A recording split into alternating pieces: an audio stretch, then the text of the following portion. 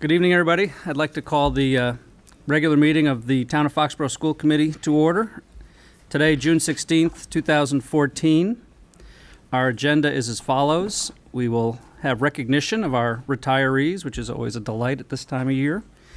We'll recognize any visitors. We'll have approval of minutes. We'll then go into some teaching and learning highlights. We have a school committee discussion and vote about PARCC or MCAS tonight. Recognition about the Tri-Town STEM Expo that was held. Acceptance of a very exciting donation. Our annual update on Foxborough High School guidance services.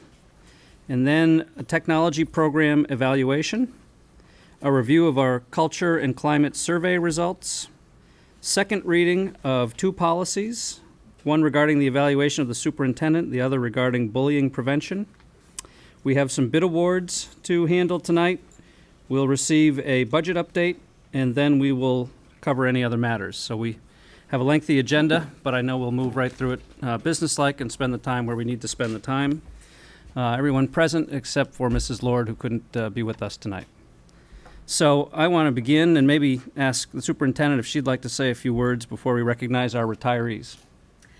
Well, it's nice to see so many of you here. It's always bittersweet.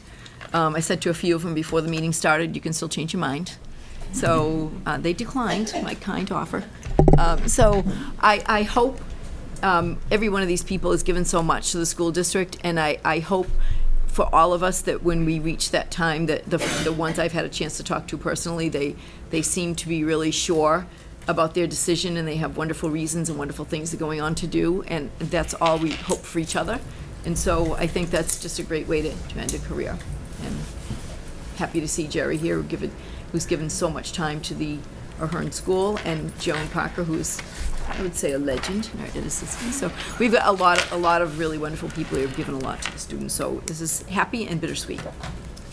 So what I'd like to do is I'd like to step forward and read your names, recognize you with where you served in your years of service, and present you with a gift on behalf of the school committee. And then if you wouldn't mind just doing the parade of champions here, and everyone would like to just shake your hand and recognize you, if that'd be all right.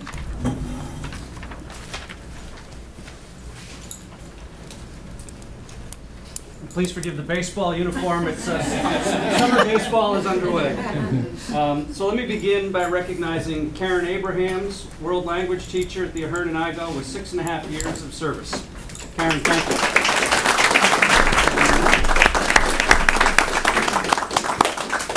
Thank you very much. And do you mind just shaking everyone's hands? You're going to take the the internal circle of champions, as we call it. And don't forget your gifts. While Karen's making the circle, I'd like to also recognize Kathy Feldman, 5th grade teacher at the Ahern, 18 years of service.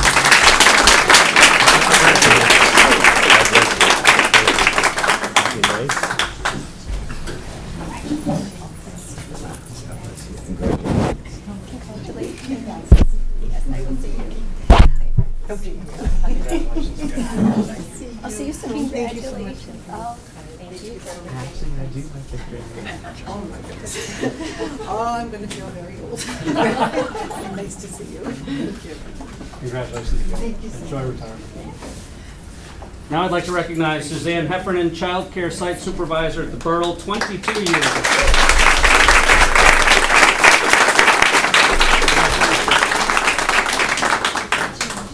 And while Suzanne's making the lap of fame, I'd also like to recognize Susan Hutchison, math teacher, Foxborough High School, 10 years of service.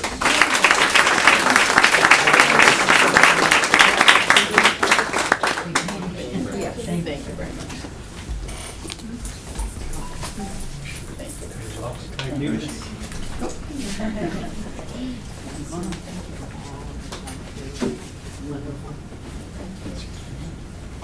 I'll see you again. Congratulations again. Thank you very much. Oh, sure. I'll see you in the hallway. Next is Valerie Imbalt, 6th grade teacher at the Ahern, 20 years of service.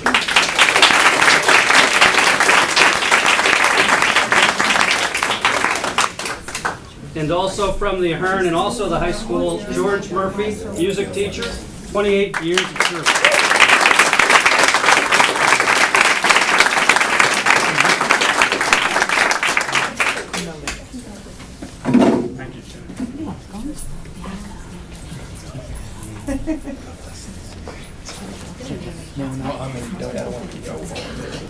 Thank you for me and Jack. Right, keep singing. Thank you. Keep playing, George. The man. Congratulations. Now I'd like to recognize Senora Noblin, Donna Noblin, world language teacher at the Ahern, 11 years of service.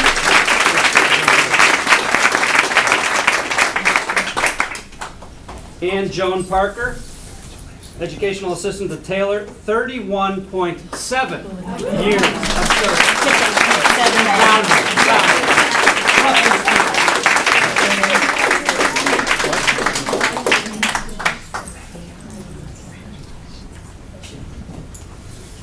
And let me also recognize Jerome Purchard, custodian at the Ahern, 10.1 years of service.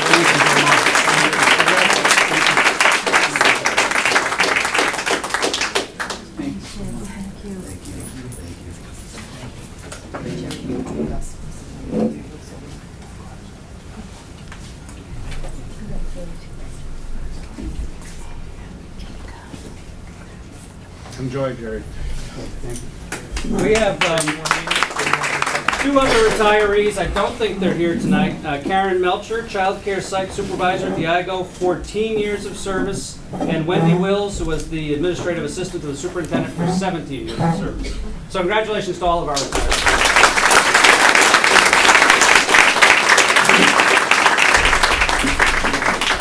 For Wendy, it's probably the third time we've recognized her. So, congrats, Wendy. Hope you're well. And I'm going to offer an excuse for our retirees to depart if they'd like to. If you don't want to, our agenda is scheduled to go till about 10:30. Bye, George. Bye, George. George is leading the pack. Thank you all, and see you this week. Jerry, all the best.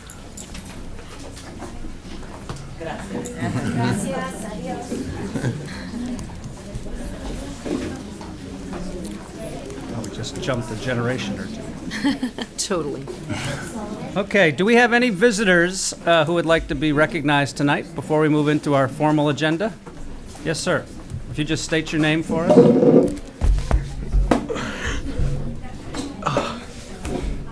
My name's Joe Garrity, and I just wondering for next year. I just haven't been seeing why the Foxborough High School food service hasn't been doing that after-school thing. Oh, okay. That is an idea that we talked about. I'm not sure we have any update for you. I don't know if Mr. Yukna does, but No, I think actually we had a lot of things going on this year that we were trying to make sure everything worked, so we didn't push it through this year. I know Ms. Johnson's been considering the options there and working with the school store for a new program for next year, which may include that as well. okay. As a So we're fundraiser. still working on it, Joe. So that's something you're still interested in, that we were to be able to have food available for kids who are staying after school, that they could get something before going off to their activities? Okay. You're still interested in that, right? Is that Yeah. what you're saying? Of course I am. Of course you are. Good to know. All Well, right. you see me in September, and I'll tell you where we are with that. Okay. I'll see you in July and August, too, probably. Thanks, Joe. Any other visitors? Okay, then we have just a few minutes to take care of. The first is our executive session meeting minutes from May 21st. Make a motion to accept May 21st. I'll second. Any discussion? All in favor? Thank you. The next set is our policy subcommittee meeting minutes for May 27th. Excuse me, Bruce, don't we need to vote to release those? Was that executive session? Yes, it was. Thank you, Tina. All right. So, no, thank you for catching that. So we have a motion to approve. Now we need a motion to release. I'll motion to release. Second. All in favor? Thanks, Tina. Good catch. Okay. Next one is the policy subcommittee meeting minutes, May 27th. I'll make a motion to accept. I'll second. All in favor? Thank you. And the last one are the regular meeting minutes from our regular meeting on June 2nd. Make a motion to accept. Thank you. I'll second. All in favor? 4-0. Terrific. Okay, we have a teaching and learning highlight around anti-bullying contest winner. Yes, this is quite exciting and involves so many of our students. So while I'm going to tell people what it is, and then I'll invite you, so just hold tight for a second. So as you know, this is an event that has occurred in past years, the school committee, and it's the MARC, Massachusetts Aggression Reduction Center. They have a poetry and poster contest each year. And this wonderful brochure that was in your packet says, congratulations to all of the Massachusetts students who are winners in this year's Bullying Awareness Contest. So it's really a contest so students design posters or write poems to raise awareness about bullying and the issues around it from their student voice, which is the most important voice that we could ask for. So it says, from Dr. Elizabeth Englander, we're proud of your efforts to make your school and your community a better place. Students, teachers, and parents, we thank you for all you do, and keep up the good work. So these are students who entered either a poem or a poster, and they are our Foxborough winners. So I'd like to say their names and then give them a minute to all drag a chair right up to that microphone. So from the Taylor Elementary School winners, Shannon Keneally, Megan Lathrop, Michaela Peck. They won second place for a third grade poster contest. Samantha Conley and Sarah Howard, honorable mention for the third grade poem contest. Hope Davey and Megan Heaney, honorable mention for fourth grade poster contest. And Emily Gillette, who cannot be here today, and Nadia Klofak. Nadia, am I saying your name right? Yes, thank you. First place for the fourth grade poster contest. So hold on a minute, because I'm going to announce the borough winners, and you can come up. The Borough Elementary School, Adam Haratunian. First place for the third grade poem contest. Ashley Board, Casey Dahl, and Brooke Lynch, honorable mention for the third grade poster contest. Jack Groves and Griffin Kelly, honorable mention for the fourth grade poster contest. All of you winners, if you could come up to that table with your chair and think about what you might like to say as we come.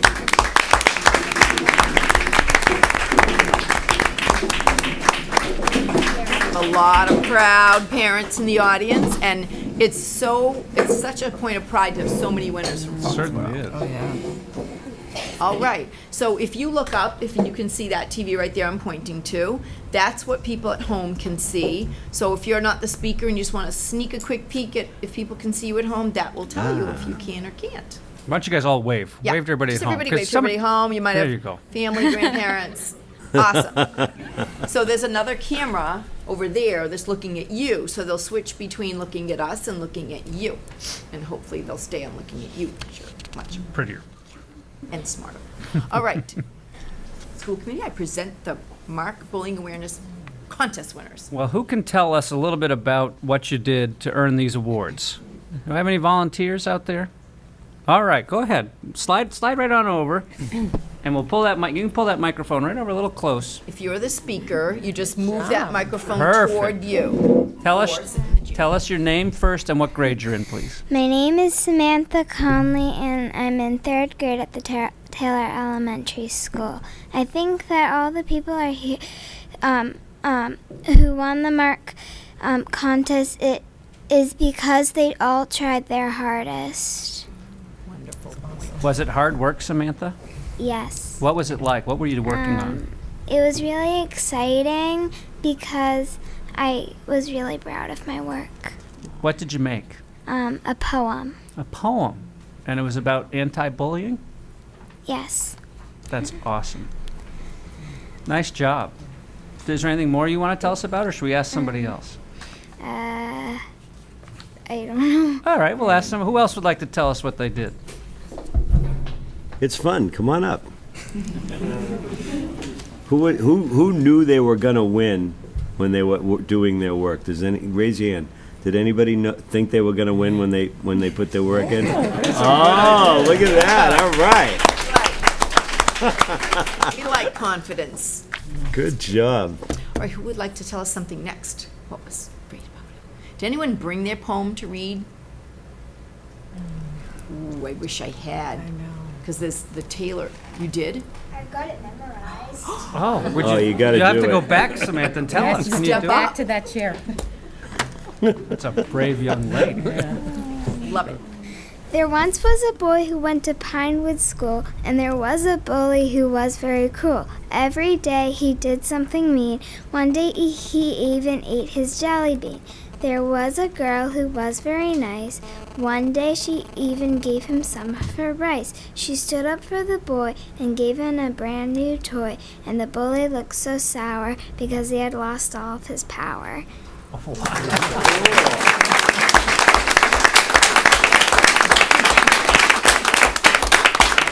so glad you memorized it, because I was speaking to Megan at one of the, what was it, your art show night, and that's, your poem is up on the bulletin board on the left when you go into Taylor School. It's up on that, right? And I thought it was wonderful, so I'm glad that everybody at home got to hear it too. Nice job. Anyone else? I'll pick on somebody who I know. He's the only boy out there. Aha. Griffin, do you mind coming up and telling us a little bit about the burl work? 'Cause you know me, so this is easy, right? I'm going to hear about this from your mother, aren't I? All right, Griffin, tell us what you guys worked on. Well, the whole thing was about what would you do if your friend was getting bullied. So we made a whole poster about what would you do if your friend was getting bullied, and we said stand up. We said all these different, we did all these different spaces where there was all these like writing, like bubbles where there would be facts about like not to like bully and stuff. So yeah. Did you learn anything from it, do you think? Yes. Really? What did you learn? That if you stand up, bullies lose their power.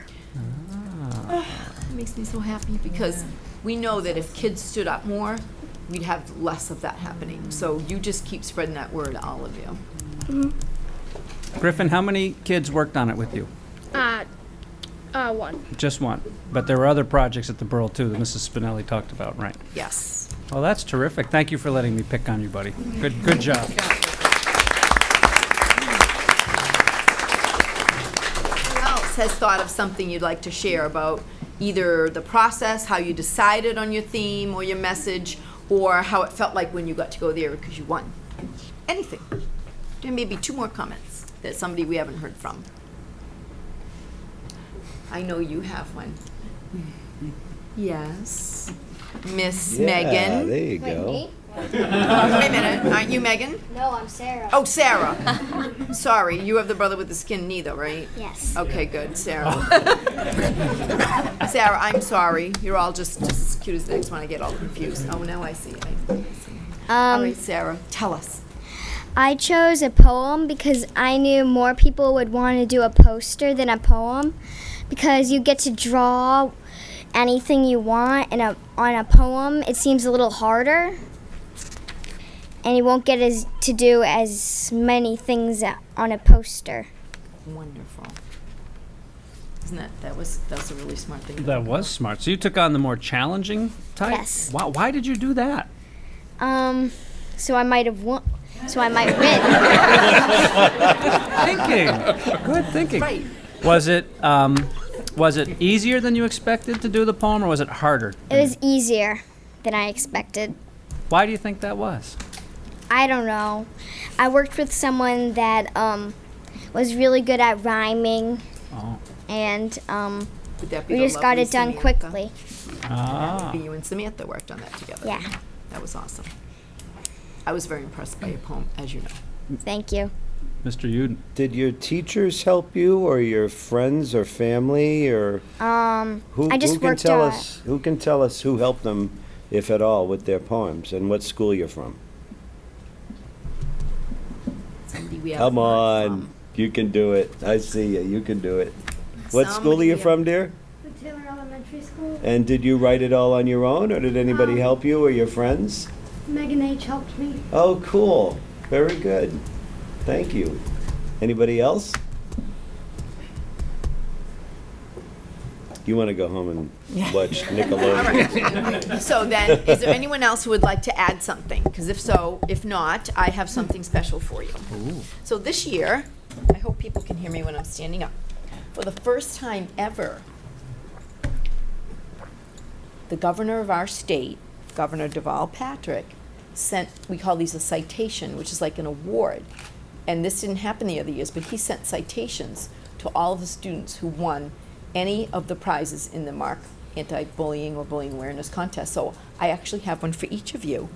And it's really special. It's the first time we've ever gotten them. So if I call up your name, I'm going to start with the borough students. If I call up your name, you can come and take this home.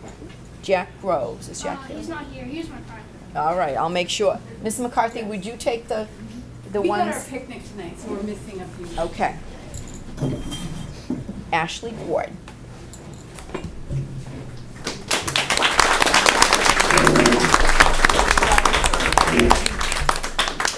They're really wonderful. Look. Ooh.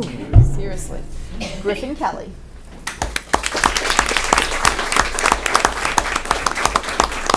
Really impressive. It says Office of the Governor, Commonwealth of Massachusetts. So now I have to shake my hand officially.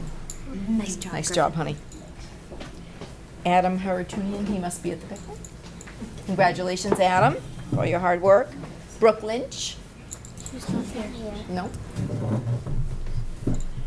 Casey Dahl. Special. And the Taylor School students. Samantha Conley.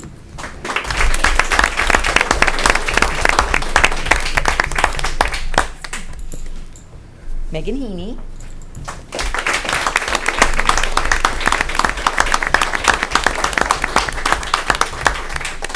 Congratulations, Megan. Awesome job, honey. Nice job, Meg. Hope Davey.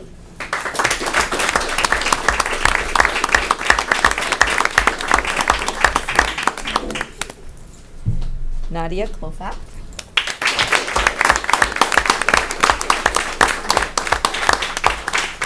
Congratulations, Nadia. That's for you. It's got your name in it, printed. Emily Gillette, not here tonight, so is Mr. Regan here? Yeah, looks great. Sarah Howard.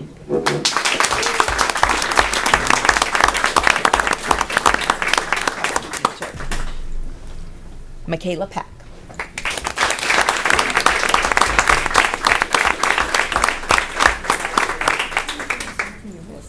Good. Megan Lathrop.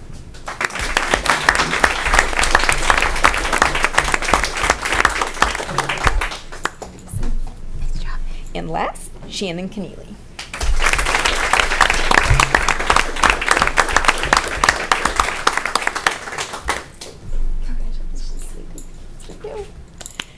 And we expect all of you to continue to be leaders in this area because you've already shown that you are. So when you continue at the Taylor School, or when you go up to the Ahern Middle School, everyone's going to be looking to your leadership because you're that good. So thank you to all of you.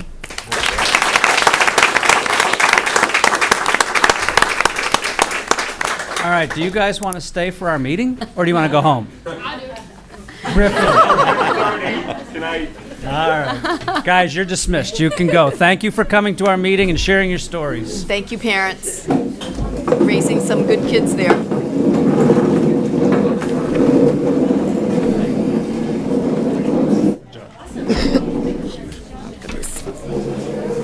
Wait till we get that Griffin to be a school committee member. He wants to stay. He can be the student rep. Yeah, we'll remember that.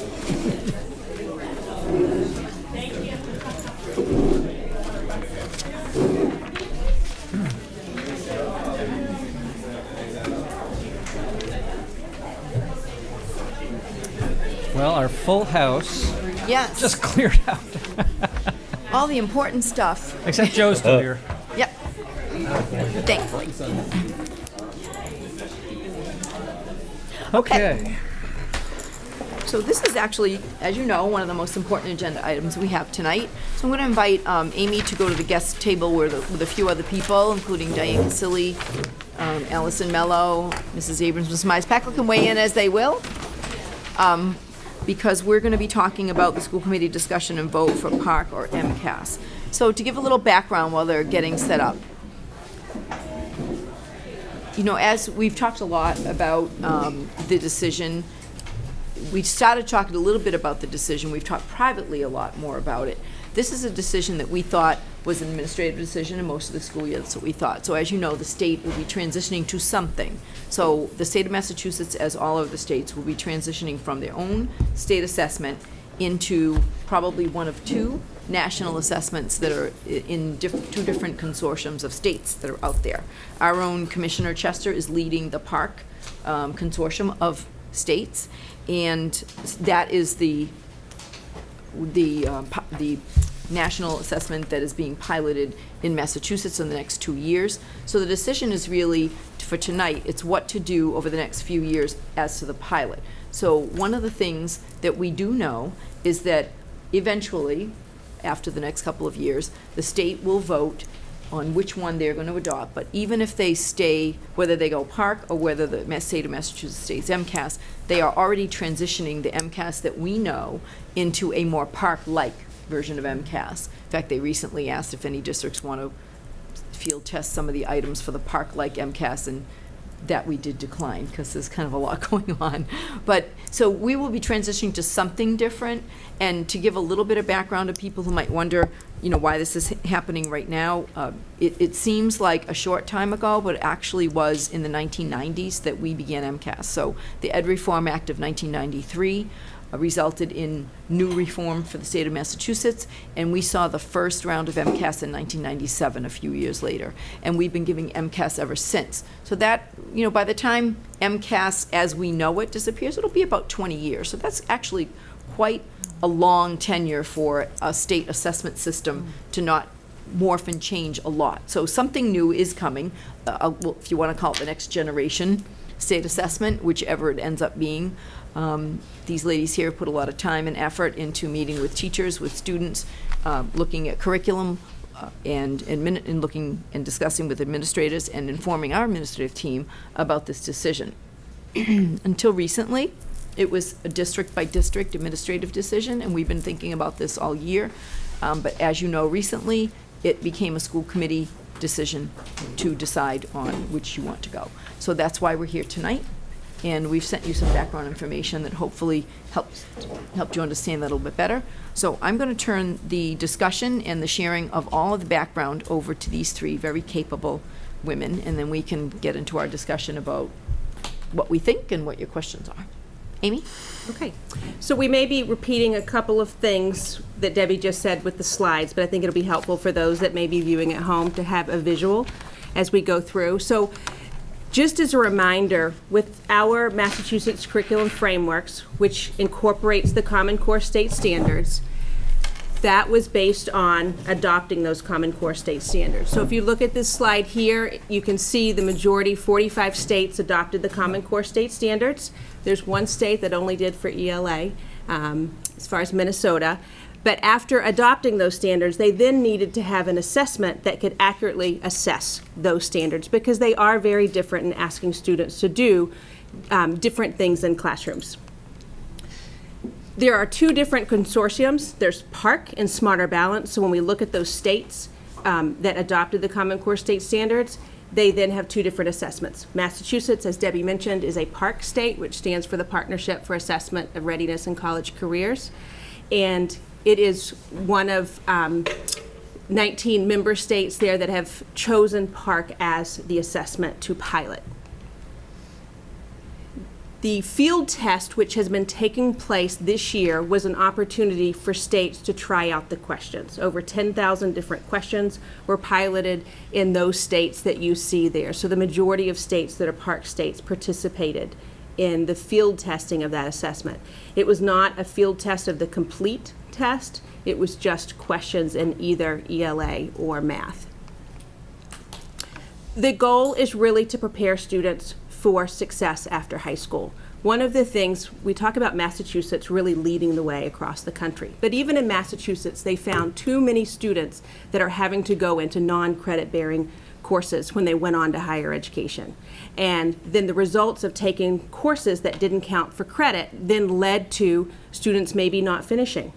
And we weren't preparing our own children leaving the K-12 system to be able to be successful when they saw that high percentage of students having to take courses in either math or in writing that were non-credit bearing courses. So states came together and really put together these next generation assessments that would assess the Common Core standards. and that also would help to show their readiness level as they move, and that we are providing the right pathway for those students. At the same time, it would provide consistency across states. Right now, we cannot compare our MCAS assessment to other assessments that are given in other states.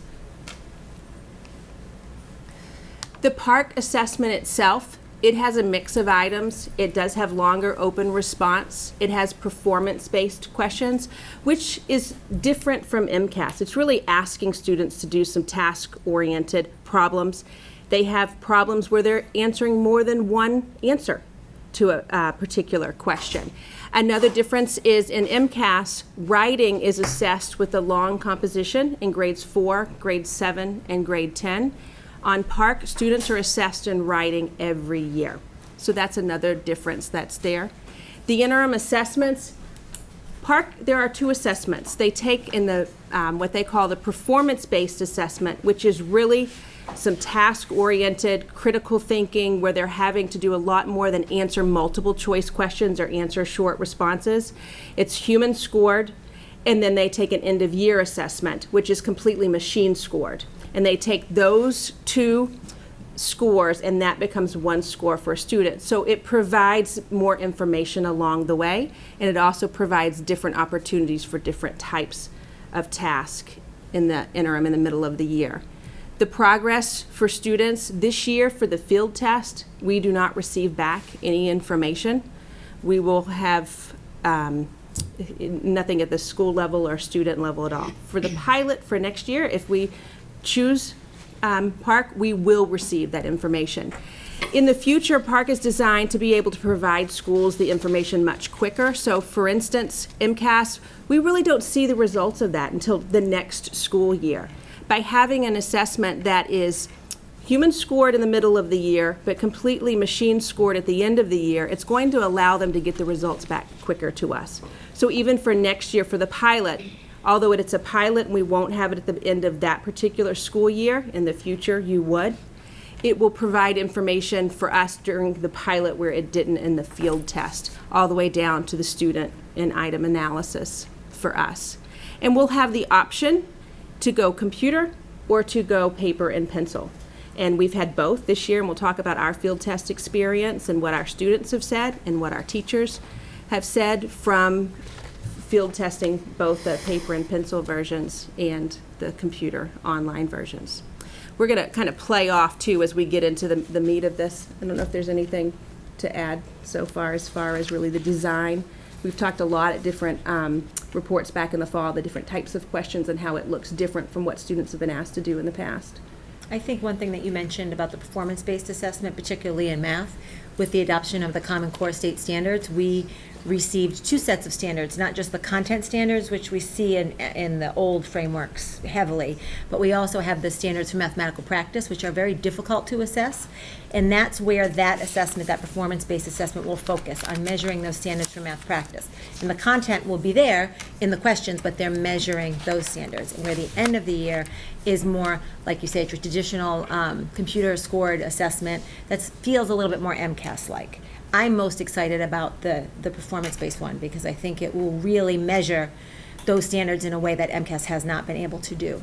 Can you give us an example of measuring the math practice standards that's Certainly. different from the what you know at the end of the year? Sure. So one of the math practice standards that we talk about quite a bit is create an argument and justify it, and then critique the reasoning of others. So right now in our MCAS, it would be very difficult to assess that standard. And also support your answer with a visual model, for example. So maybe in an open response question, you could do that to a certain degree, but not the way that these tasks are designed. They are much more dynamic. There are a lot of layers to the tasks. So the students really have to not only use their discrete knowledge, but they have to apply their knowledge in a way that maybe a different scenario or a real world problem. All over the frameworks in math, you see apply to a real world situation. And I see from the released questions that we've seen in the field questions, that's what they're asking them to do. And we've tried to change that in our instruction. And to be honest, from a curriculum perspective, it's been a little bit frustrating because I've been wondering if the teachers are starting to wonder if I know what I'm talking about, because the questions have not caught up to the standards. So I'm excited for this new assessment to do that, so that the teachers can see the fruits of their labor. And with the writing, I just wanted to mention as well, currently they respond to a prompt. There's no text involved, so it's typically in grades 4 and 7, it's some type of narrative prompt they've shifted to in the past couple of years.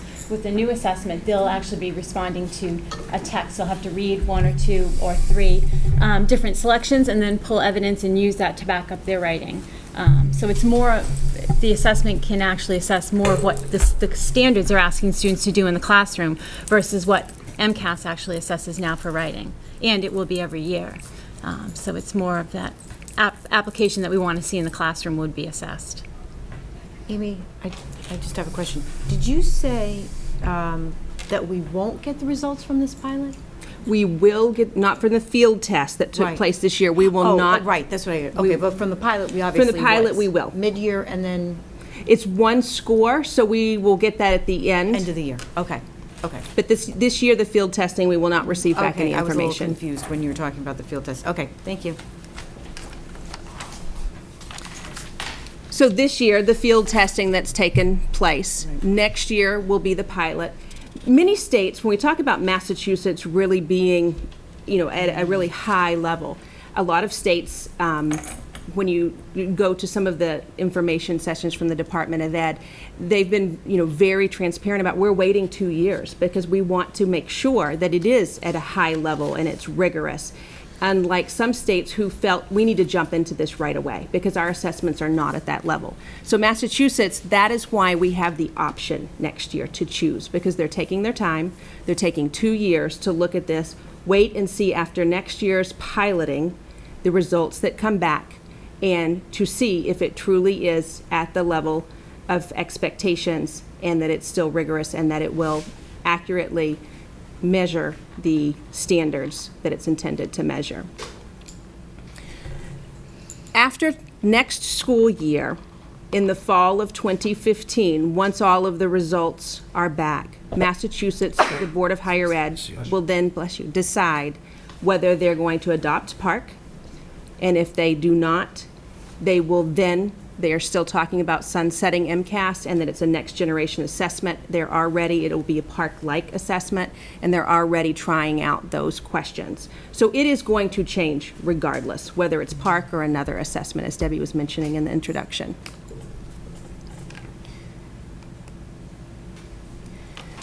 There's been a number of questions as far as time on testing, whether you look in the news or you talk with parents and asking, because it is different from MCAS, where MCAS is one time for math and one time for ELA.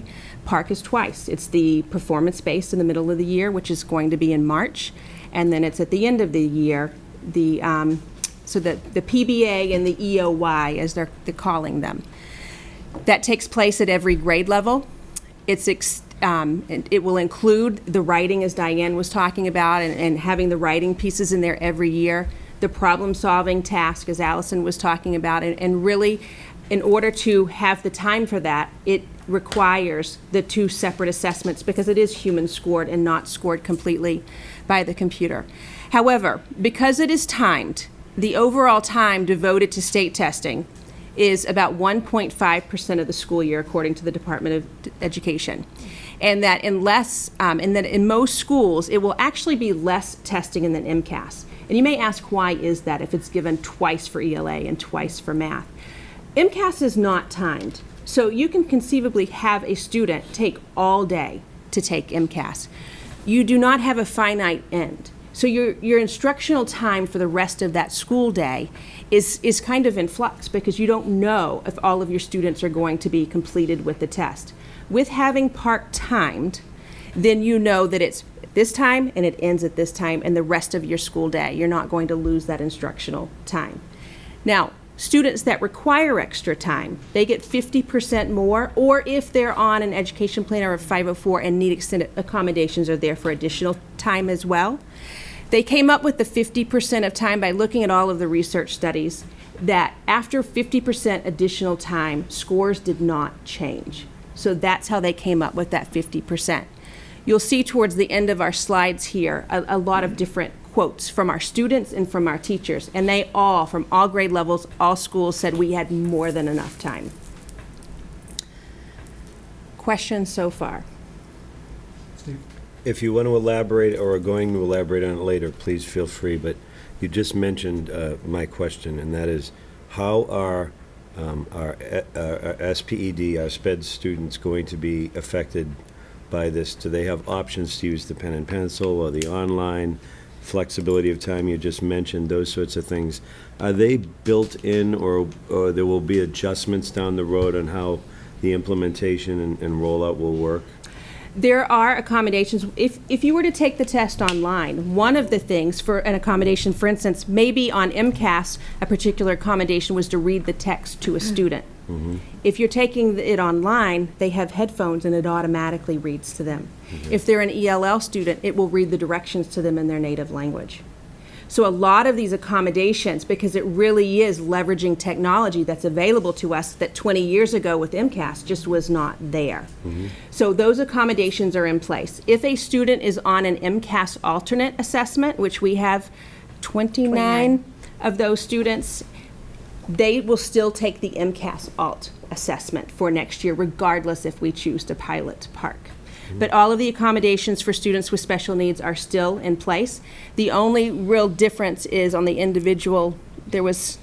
And on the MCAS, up until this year, you could submit to the Department of Ed an individualized reference sheet.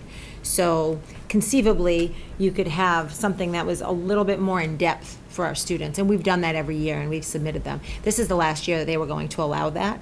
And I'm not sure why. My hypothesis is if they're going to a similar, if it's not going to be PARCC, they would probably have a similar built-in accommodation system planned.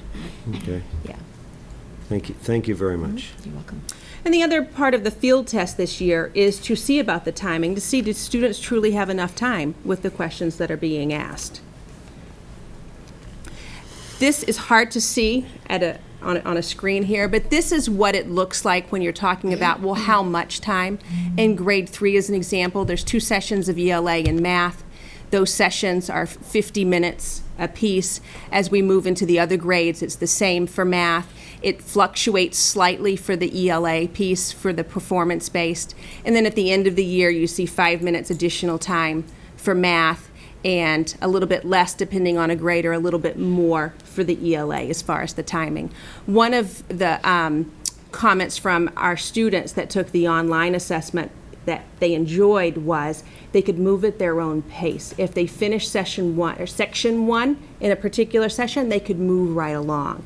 So those are some other built-in features within the online assessment they're able to do. And as far as the paper and pencil, moving through at your own pace, that was one of the benefits that they liked there. And in MCAS, you couldn't do that.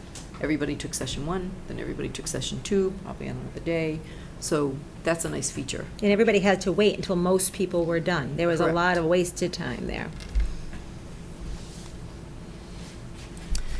So in the fall of 2015, again, Massachusetts was going to look at the assessment itself, and based on the field test, they're going to look at the rigor of the PARCC items that were asked. They're going to look at the quality, the comprehensiveness of it, have independent reviews of the quality of it, and then the capacity to really assess the standards that are now taking place in what teachers are teaching in classrooms. The field test, it allowed our students to experience this for the first time. They had dress rehearsals that were for the online components, where we would take the students into the computer lab and show them a quick tutorial that was provided just to get the screen navigation, kind of the real estate of the screen itself, to really be able to manipulate what's there. The questions look for, as far as the testing of those questions, where they had over 10,000 that they tested, really looking at the validity, the fairness of them, and to refine them before the pilot for next year, to have that ready for operational for the pilot. And again, what we said before, we will not receive results from the field test, but next year, if we pilot, we will receive all of the results. One of the questions that I know that we were very much interested in, where we've talked a lot about the results when they come in and the growth percentile, not just the student achievement, but where are our students growing, and to see that information and how important it is to take both of those pieces of information. they're going to be able to give us the equivalent of that. So we're not going to lose that with the pilot next year. It also, it's a hold harmless. The pilot won't, they're going to hold us harmless as far as not count against us. So it gives us the opportunity to experience the assessment by it not having a negative impact on the district. And we will get the review all the way from students to district to school, all the way down to the item analysis, and at the same time, see how that plays out for the grade levels that have growth percentiles. And that will then give us that much more information.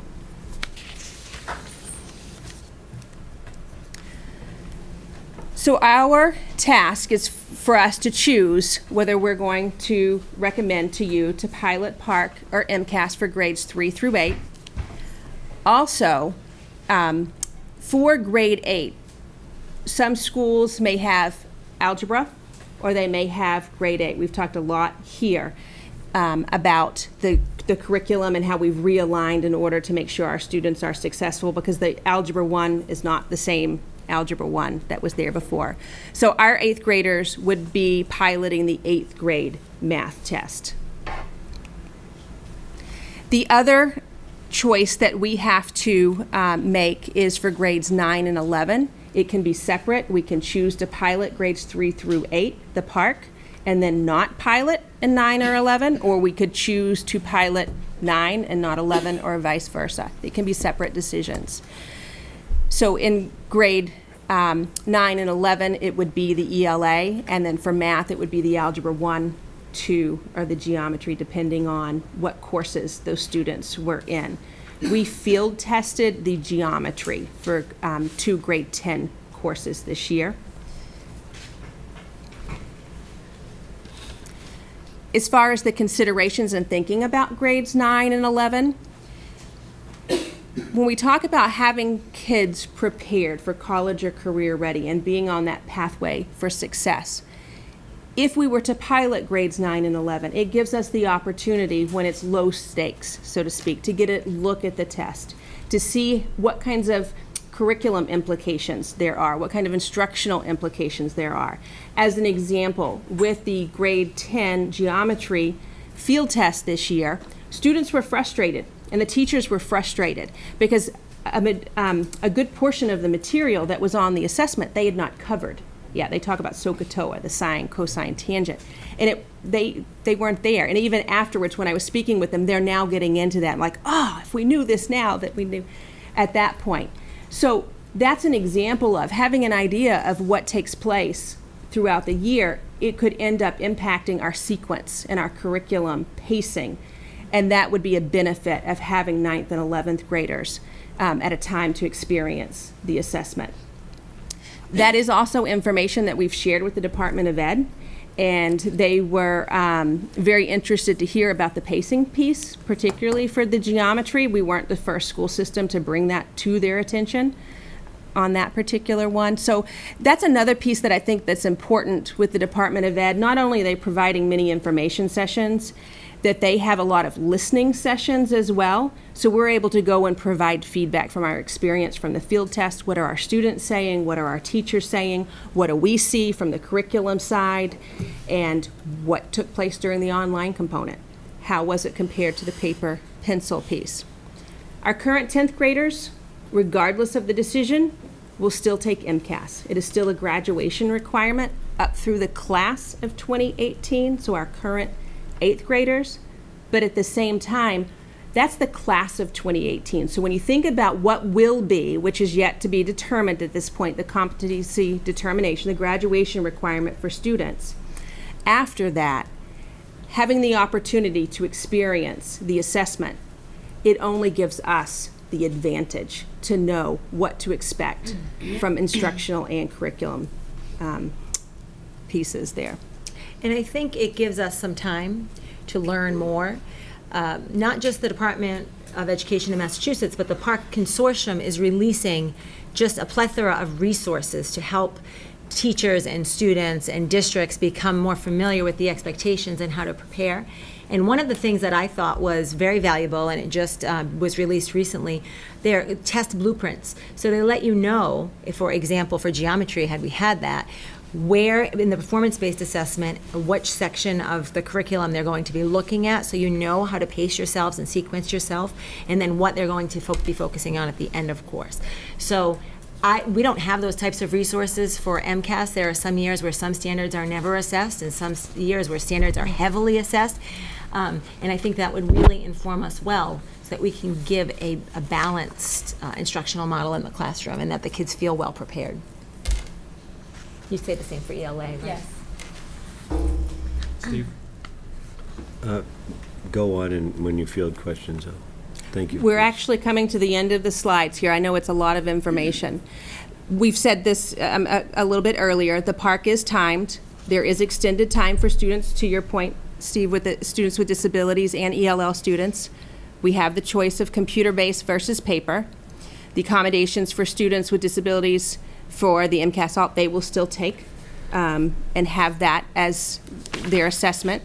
And then there's the additional supports for the online component that you wouldn't have on a paper pencil basis, like the reading in a native language, the directions. This is what we talked about before, getting the information back to us. So the achievement part as well as the growth, where that's available. So for instance, we do not have growth percentiles for grade 3 because it takes 2 years worth of data. So that would begin at grade 4. We would have that information, and they do that through an equipercentile rating. And that's a formula that they have where they're able to compare against their entire population of students that have taken the assessment. And it's really kind of that same idea of when you look at an SAT versus an SAT, I'm sorry, ACT versus an SAT, and that equipercentile, they're doing that same idea there with going from MCAS to PARCC. One thing, I don't know if you mentioned in the last slide, was about the district can choose the pencil and paper or the computer-based. That can actually be by school. So some schools in the district may be better equipped for one or the other. So it's not a district-wide that it has to be consistent. It can be decided on an individual basis, school basis. Can it be by student as well? No. Okay. No. And it can't be different. For instance, in a school, you can't say grade 3 will be paper and grade 4 will be online. It has to be the entire It's a school. 1 or a entire 0, it's school. on or off. So how do we decide that, or is that a detail to be worked out later? That's in the fall. Okay. We decide that in the fall, what we think our capacity is, and if there's a school that we think should take the paper and pencil based on capacity. That we don't have to let them know until the fall, and that's a decision that we can make internally. Although I would just, I know we're not going to be debating that tonight, but I mean, I think there should be consistency, honestly, between all 3 schools, unless there's a really compelling reason to have one be one or the other. Obviously, that'll depend upon our vote tonight, but I think that elementary schools... I'll give you an example of one thing we have to investigate. The Borough School, as you know, from the MSBA work that we've been doing with you, Borough only has half a computer lab. So we've got to really carefully think in the fall that one school does stand out from the other schools. So does the Borough, question is, have the capacity to have the 3rd and 4th graders take the online version of this or no? It may be a yes, but it may be a no. So that's an example of why we might deviate from an overall approach. Right. Yeah. Again, I know we're getting the horse before or the cart before the horse. This is just kind of to give you an idea of the magnitude of the field test itself. Approximately 81,000 students out of 1,050 schools and 345 districts participated in some way in the field test. 41,000 tested online, 17,000 paper and pencil. That was in March, the performance-based. The end of the year, approximately 33,500 online and 14,500 paper and pencil.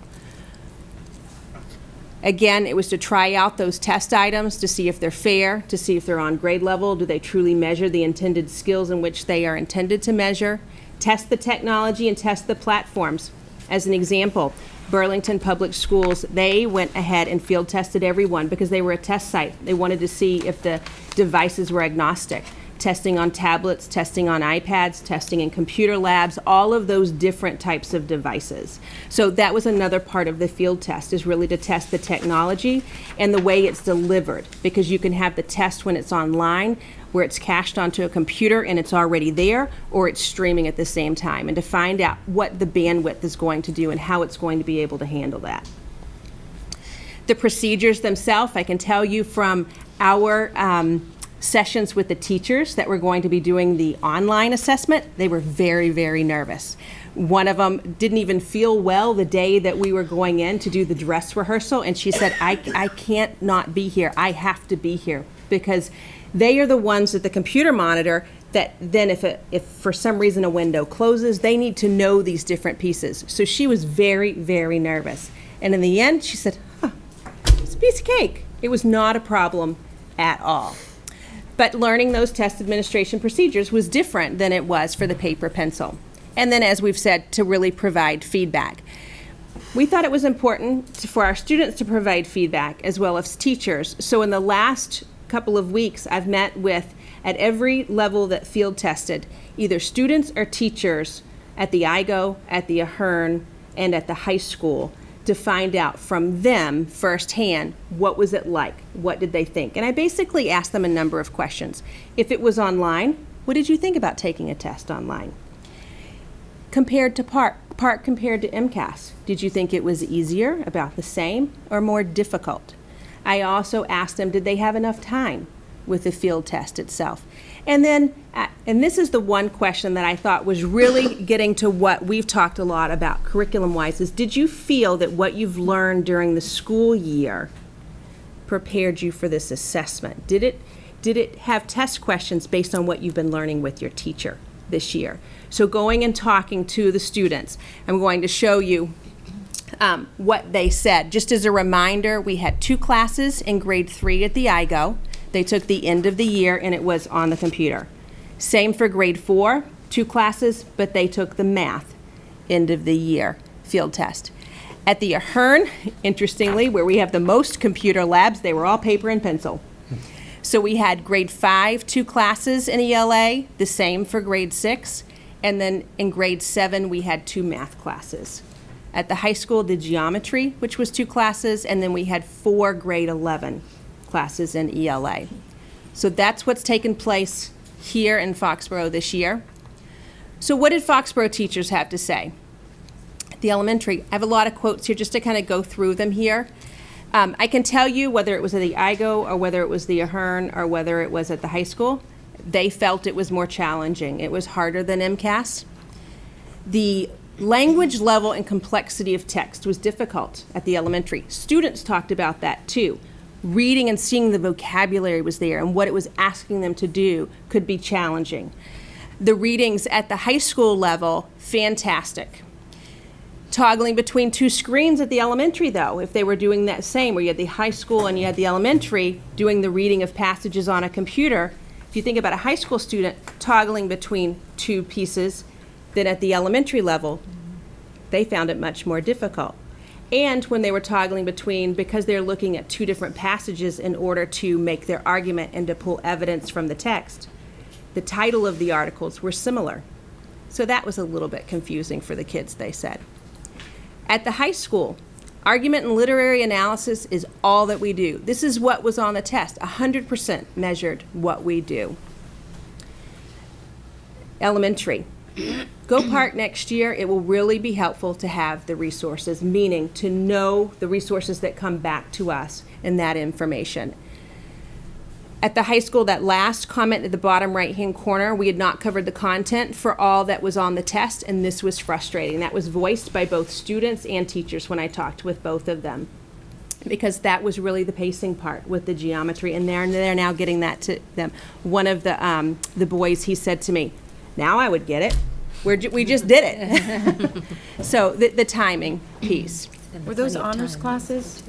Amy? I'm sorry? Were those honors classes or No. college prep? College prep.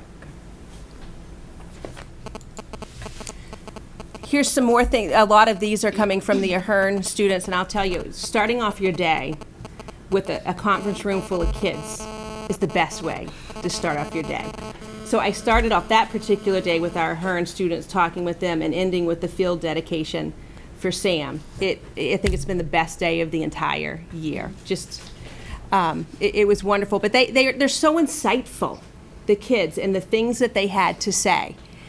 I think it's a good idea to pilot PARCC, because if we end up taking it, we'll know what it's all about. It was a little confusing until I figured it out. A lot of the kids said the first session was hard for them, confusing, but when they did the second one, it was not a problem. So they said, you just really had to get to know what you were doing there.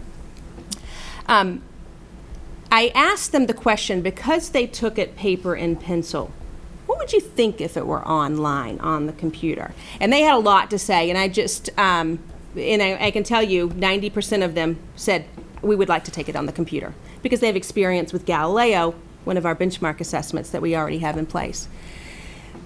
But again, this one here in the middle, taking it online for ELA would be harder, because our teachers are teaching us to mark up the text, and we couldn't do this without the paper. We wouldn't be able to circle and underline.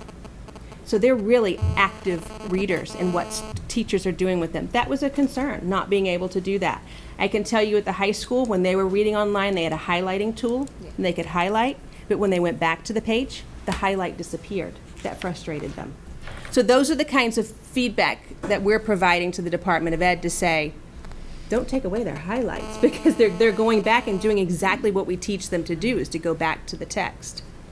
IGO student, harder than MCAS. Go PARCC next year, but go paper and pencil. Took lots of thinking, very detailed. A bit harder. I liked the passages. It made me think again. I had to go back to the passage. Choosing more than one answer was different from MCAS. This is something that was very different from them. They would have to choose, what are the best 2 answers? What are the best 3 answers? When they were looking at the high school English test, they were reading passages, they would ask them about the theme. What is the best theme for the passages they've read? Then depending on which theme they chose, they then had to go and provide the evidence from the text to support that theme. So it was cumulative as they were going through the assessment. So it was really causing them to dig into the text and to do a lot more thinking. And then the one up in the right-hand corner, some of the questions made you think more than MCAS. It was supposed to test you on what you've done over the year, and PARCC did this, and MCAS doesn't. So if you remember, they did still take MCAS this year, and they've also participated in the PARCC. So they had the experience, within recent timing of comparing to MCAS. So I thought that was really insightful from that particular student. The font was too small. They complained about the font as far as reading, and some actually complained about reading on the screen as far as the online piece at the high school. They felt that too much time was given. They had more than enough time. The content questions were good and relevant coming from a high school student. I like that you could go at your own pace. I mentioned that a little bit earlier. The computer made the test easier. They talked a lot about at the high school level too, and then even at the middle school, kids' handwriting. Oh, and if you had, some kids wouldn't like typing, but their handwriting, they really need to type. It would be much better. I like the different questions more than the multiple choice. And then I loved, and an addition feature for the online is they have this feature where they can X out answers. So when we talk about eliminate answers that cannot be there, they have this tool that allows them to X them right out on the screen. But the one in the bottom right, I thought was funny when talking about, well, if you were to take this test online, what would you think? It'd be easier for the teachers. They don't have to sharpen all the pencils and sort and pass out all the paper. However, highlighting can be hard, but you can still learn how to do it. So, anything from what you've talked to? I know you've talked with teachers as well that we've missed. I heard from the math at the IGO that the rigor was there in a more significant way than it was with the MCAS, and they were pleased because they've been teaching their students to explain their answers and justify their reasons and look for patterns, and the test assessed that more. They also liked the selected response, which was what you started to describe earlier. So if they gave them a value of, I don't know, like 1/8, they would have to select all the fractions that were greater than or less than that one. So there could be 2 answers, there could be 3, there could be 4, whatever. So not just one answer. I think it eliminates a lot of the guessing factor. Amy, I don't know how much more you have, but I think we're probably pretty comfortable based on how compelling an argument you guys are making. Okay. So. There's where we are, right there, as far as what we need to do. Where it says today? Is that where we are? Yeah, today. So with all of that, our recommendation is to pilot PARCC in grades 3 through 8 and at 9 and 11, as you had in your packet as well. And the reasons is really all of those that we've stated here so far.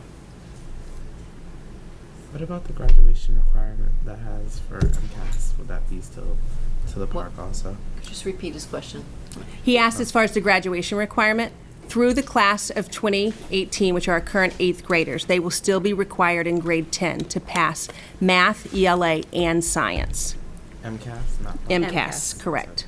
So we would not double test. If we pilot PARCC next year, which is a good question, we would not double test. Grade 10 would just have MCAS. Questions from the committee? I think Joe. Joe? What about grade 12? Are we doing this for grade 12? No. How come? They do not have an assessment for grade 12. I would suspect that they're taking enough assessments as they're preparing to go off for career or So what subjects are we doing the pilots for 11th grade next year? it would be math, for algebra 2, most likely for most classes, and then ELA. What about, are they doing portfolios for this? Like alternate assessment? If someone has, not for the PARCC, but for grade 10, if they have an MCAS portfolio, they would still have that. What about 9 and 11? No. No, they don't have it. Nope, they wouldn't have it. Steve? Oh, Deb. No, Like- I didn't know you had your hand up. No, go ahead, please. I was just thinking back as I was listening. Our son was in the first class, 2003, for whom MCAS counted as a graduation requirement. And I know that has some trepidation for students when they're going into it, but I can remember at least knowing that the teachers had seen the assessment in the year or two prior, because they were field testing just like they are now, and he felt prepared, didn't want any advice from me, because he said, my teacher told me everything I need. And I feel the same way now. We feel that one of the strengths of going ahead with the PARCC field test is that we'll be able to see it a little bit more, so that when it does come to that class of students, like my son's class of 2003, when they have to take it when it counts, our teachers are more prepared to give them advice and to prepare them for the content, for the test strategies, for the differences in the test taking. So I was just thinking back, that many years ago and how I felt about that. Steve, did you have something? Oh, please, no, Steve, you Let go. I'm Katie go, sorry. please. No, go ahead. Please, No, nope. no, you go. You're nicer than me. Go ahead. You Katie, go. go ahead. I apologize. No, first I want to thank you for your presentation. I think it was very comprehensive. I think you answered a lot of questions that I had. I think it just really gave a nice overview of the rationale for why, the rationale supporting your recommendation to move to the PARCC. I just think it's, really interesting, important that the MCAS is not going to be here anymore. It's going to be changing. It's going to be altered as we know it. And it's going to be, it sounds like, certainly like anything, giving our students the familiarity with a test on any kind of level obviously is a benefit for our students and also our teachers as well, so that you can then accommodate or change the curriculum based on the feedback you get. I thought the quotes were very interesting from the students and from the teachers as well. I think that for me, it's kind of like a no-brainer. It feels like we need to move in this direction. I love the sense that technology is being used, not only in our classrooms, but now on these tests, that will hopefully make things easier for our students and for our teachers. I'm feeling very comfortable whenever the committee is done talking about moving to a vote. Yeah, I think we're probably close to that, unless anybody has a concern. Well, Steve. I don't have any concerns, and I don't want, but Tina, did you have any? No, actually, I think all my questions were answered. Yeah, I think in the spirit of what Katie just said and what Bruce said earlier, my heart is in the same, or my head is in the same spot. I did have just a couple of questions, and we can go into them or not, or we can do them later. It's 3 questions. One is, I would love to hear if there's anything that y'all found that, frankly, you just don't like about PARCC. What, is there an ugly baby somewhere that we really need to hammer on, either as a group or a district or whatever? That's one. The other is, are there any unfunded mandaty things, like when we discussed one school might not have the technology that the other in order to level out the bandwidth? Is there any monies there for us from the state or grants? It's an easy one. That is a school district responsibility. Okay, so no. Okay, and the third one was, I'm always impressed by how much analysis our executive staff does and our faculty teams do with the data that we get. Have you seen any either vanilla or real output from these PARCC pilot tests where you go, aha, this is great stuff we never were able to sink our teeth into. It's richer, it's better, or whatever. Or the opposite, like this doesn't tell us anything that we didn't already know. Like, how's the data for you as output? Well, I think to answer your question, it's kind of, I have a 2-part answer. The first part is that really is the intention of the pilot for next year. Because we are not able to get any information back on the field test. Right. So experiencing it next year would give us that opportunity to learn some of the things that you're talking about, the types of questions that were there, and how did our students do. I can tell you just as one small example from one of the high school students that I talked with. Said, I had to read 2 different things, and then depending on what my answer was for the first, going back to that example of having to pick the theme that's there, what if I picked the wrong theme? Well, that's part of it, is really, and then I had to support it with evidence. That's what we're asking them to do. So we were so happy to hear him say, this part was hard in order to do that piece. But at the same time, like in Walter Mitchell, as an example, he said, one of the things we really need to talk about, theme and motif are very different. So we need to talk about how we're teaching that. So there's an example of something that we are looking at through some of the sample questions that have been released, as far as really informing us about where we do go.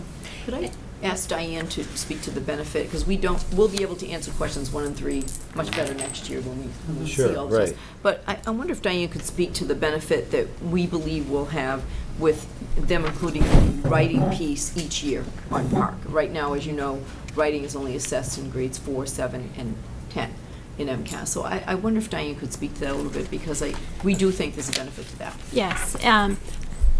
We'll get feedback on student performance on the writing, but I think the biggest piece that we would be excited about is right now in 4, 7, and 10, they spend a lot of time working on that long comp piece, where this is asking them to do the type of writing that we want them to be doing on a day-to-day basis in the classroom. And we could actually see and make adjustments to our curriculum each year. If we get the feedback on how did our 3rd graders do, it helps us to look and to be able to build on that each year. The other piece that I like about the PARCC is we talk a lot about reading and writing across the curriculum. That's what this assessment really is asking kids to do, because they'll get several nonfiction passages that they'll have to read and have to pull evidence from. So we're actually giving them practice at that in the content areas as well. So it's not just all relying on the ELA teacher, it's a shared responsibility now as well. Thanks. Which goes along with what the teachers have been doing, what you've been doing all the time. Thinking about what we're doing with social studies with the document-based questions, that's what they're going to be asked to do with PARCC. Closely read different passages and be able to analyze what they've read, and then be able to write to it, to demonstrate their understanding. Yeah. We do like that. So whether it's the ELA or the math, a lot of the PARCC features are the application. It's not just what you know, what you can do, but can you apply it? So we're excited about the fact that it does require students to apply, and in both content areas. So we think we'll get a lot of information from that as well, because that's the goal. Not to know it, but to go on in other aspects of your life and be able to apply what you know and solve problems and be creative. And to go back to the first part of your question, in math anyway, Yeah. the purpose of a field test is to debug, and Right, there were sure. bugs, nothing's going to be perfect. Right. And one of the big bugs that came back was the equation editor. People didn't like the equation editor, they said they had challenges with the equation editor, which I found very easy to believe, because in Galileo, we have a lot of the same complaints. So they are working to improve that. So we look forward to seeing what it looks like next year in the pilot, if we get the opportunity to do that and see the improvements that they make. They're very open and eager to have that feedback to improve it. Why don't we get one more comment or question from Tina, and then I'd like to entertain a motion. Thank you. I just wanted to thank you again for the presentation. It was very thorough and a lot of great information. I just wanted to clarify for anyone who might be watching, though, that the ninth graders, the incoming ninth graders, they'll take PARCC next year, if we vote that way. Then they'll take the MCAS as 10th graders for their graduation requirement as the last class that is officially the old school MCAS, right? Correct. What about students? I know we were told as parents of incoming ninth graders, that if they were taking honors biology, they could take the MCAS as a freshman, the science component. Will they still be able to do that as ninth graders? Okay, thank you. Yes, because the science MCAS is a course specific, so they take it when they're in that, at the end of the year when they're taking that course. So approving PARCC for ninth grade will not preclude those students No. from taking the No, because they MCAS now for need that. I think it's important to note, too, that the science MCAS is not changing. It's going to continue to be MCAS. Because PARCC is only ELA and math. Right. Make a motion to accept, okay, what should be the exact language here? The PARCC test? To choose PARCC. To choose PARCC, the Partnership for Assessment of Readiness for College and Careers, over the next 2 years, participate in the pilot PARCC. For grades 3 through 8. Amy, can you go back at all to the slide where it said what the decisions were? Because that would be helpful just to look at Okay, just it. to read that. This is just for the 2014-2015 school year. It's right at the top of the next one. So, No, keep going. Oh, that Yeah, no, actually, that it's is right right there there. too. so accept and participate in the pilot PARCC in grades 3 through 8 in spring 2015, and the pilot PARCC in grades 9 and 11 in spring 2015? Okay. Second that. Any further discussion? All those in favor? Aye. Great job, you guys.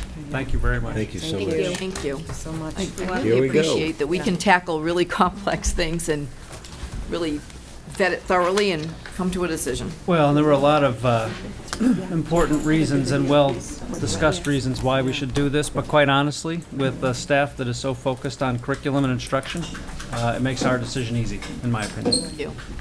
Well, Bruce, also, didn't we have the option to give this decision to the superintendent? I think it shows that this committee and the superintendent and the senior staff and faculty are trying to work together on this and make sure that we all have some skin in the game here. Well, and along those same lines, what I like is it's an education for us. Yeah, Right? yeah. As opposed to saying, Debbie and Amy, Yeah. go at it, make your Right. decision. I think it is helpful for us to understand, so, Mhm. yeah, well Thank said, you. Steve. Well, thank you. And information for the community. Yeah. You know, I mean, I think that's very important for people to have a ability to see what's down the road.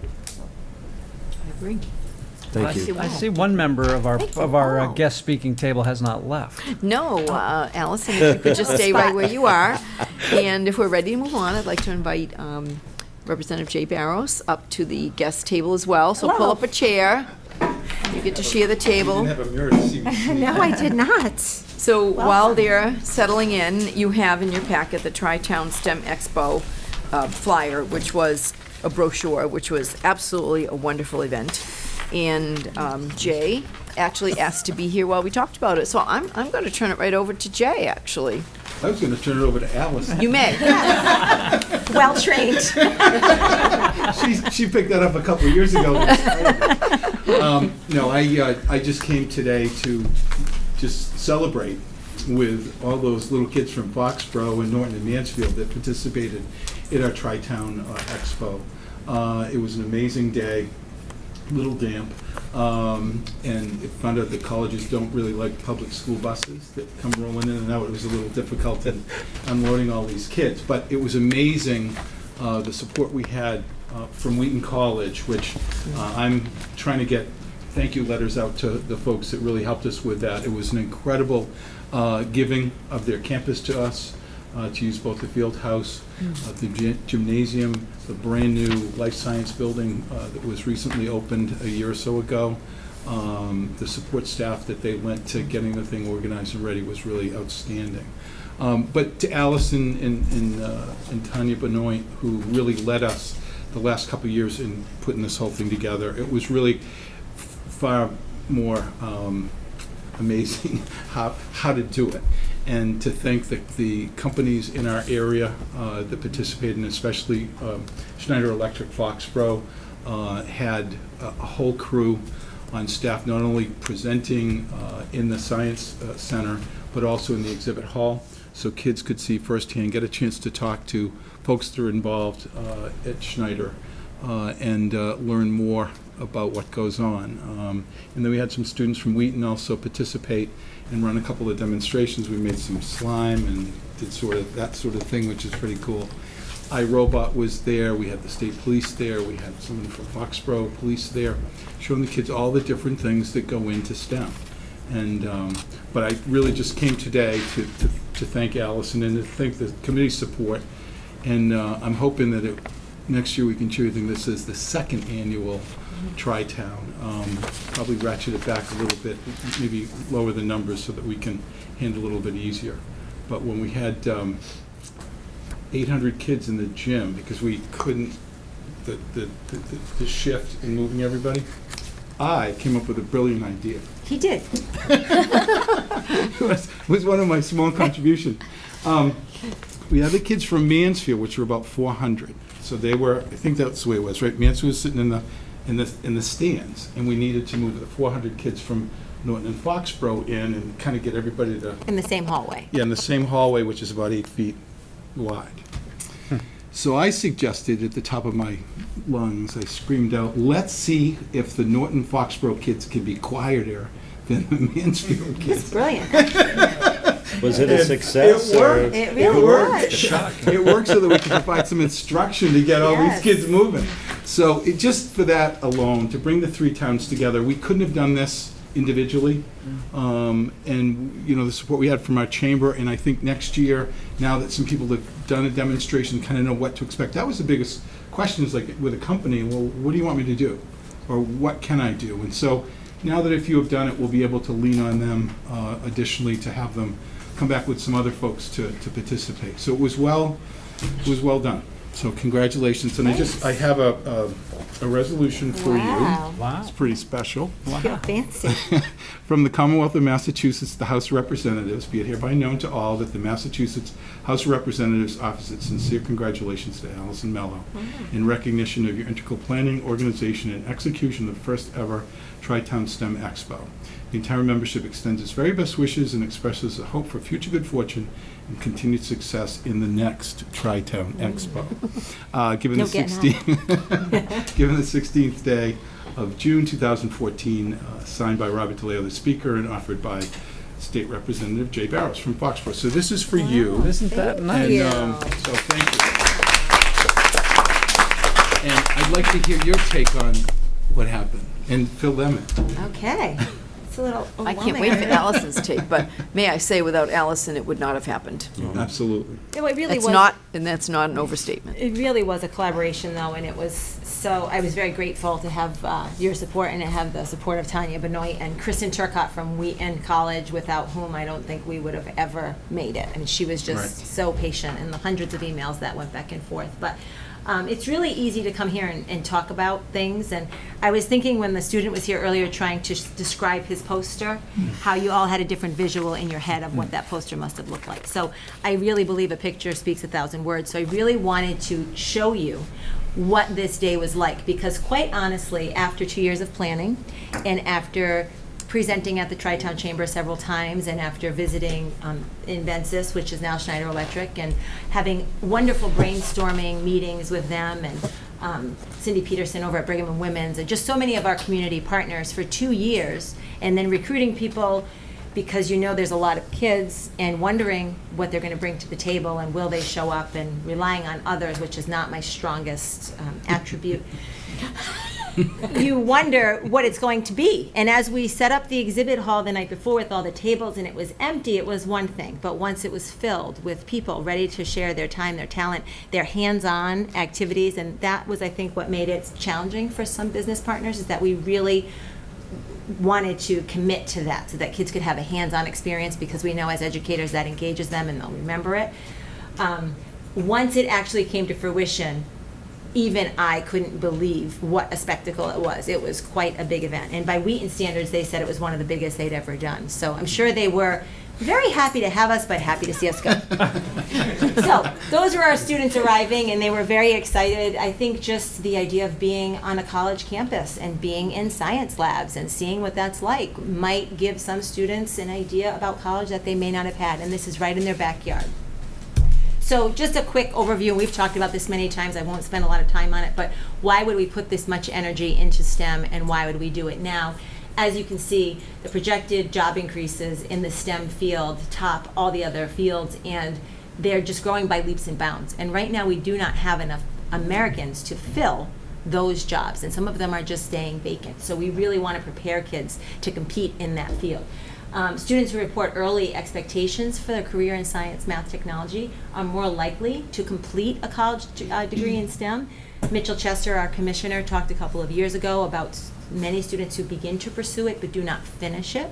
And the time to grab the students, according to the research, is middle school. So 5th graders came from Mansfield, 6th graders came from Foxborough, 7th graders came from Norton. Based on that experience, and we learned oodles from it, we think 6th grade is definitely sort of that sweet spot, and that's what we're going to look to pursue in the future. So in the U.S., fewer than 40% of students who enter college intending to major in STEM actually complete that degree. And you can see that the worldwide STEM graduates, we are lagging, and it's actually kind of pathetic. So you have 46.7% from China and only 5.6% from the United States. And we really want to try to change that. What are some of the STEM jobs that are? Oh, there are so many. So that's one of the great things about this event. If whether you're interested in the medical career, whether you're interested in engineering, whether even if you're in agriculture, anything that involves science, math, technology. Engineering. Yeah.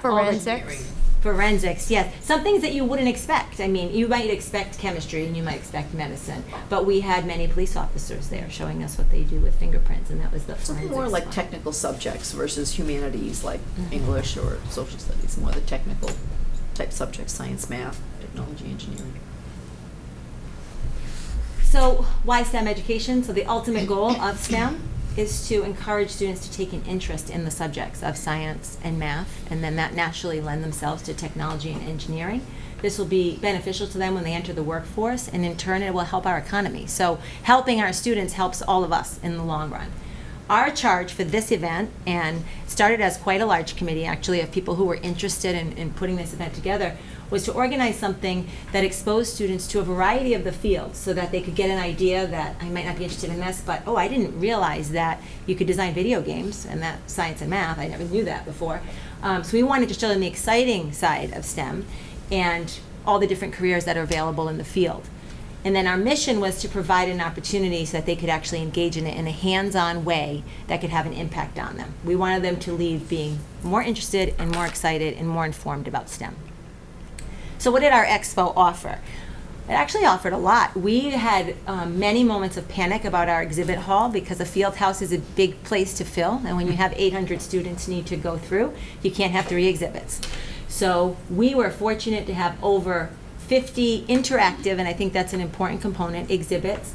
And I think it's worth for the people at home just to read through the list because there are many community partners here. So Schneider Electric, formerly Inventus, Toyota, Brigham and Women's, American Tower, Harbor One Bank, AccuRounds, Lloyd Center, the Sage School, they were a great partner for us. Omni Life Science, Langdon Designs, Foxborough High School, Norton High School, they just need a little shout out because the students came and they manned exhibit booths. One was on Career Construction Day, which I believe they've brought to the committee before and shown their great work. They also brought the 3D printer, which they have courtesy of Inventus. They were so excited to be there and share their knowledge with the younger students, and we really thought it was so powerful for the younger students to see what they have to look forward to at the high school level. The Norton High School students did some DNA extraction from fruit and something else that escapes me, but they had signs that said fun here at our table, and then the other table said, more fun here, and they were trying to get the kids to come. It was really great. The Ahern Middle School was there with their robotics club, showing what we do there. And again, these are 5th and 6th graders who are looking to say, wow, I'm going to have the opportunity to do that. The Hall at Patriot Place was there.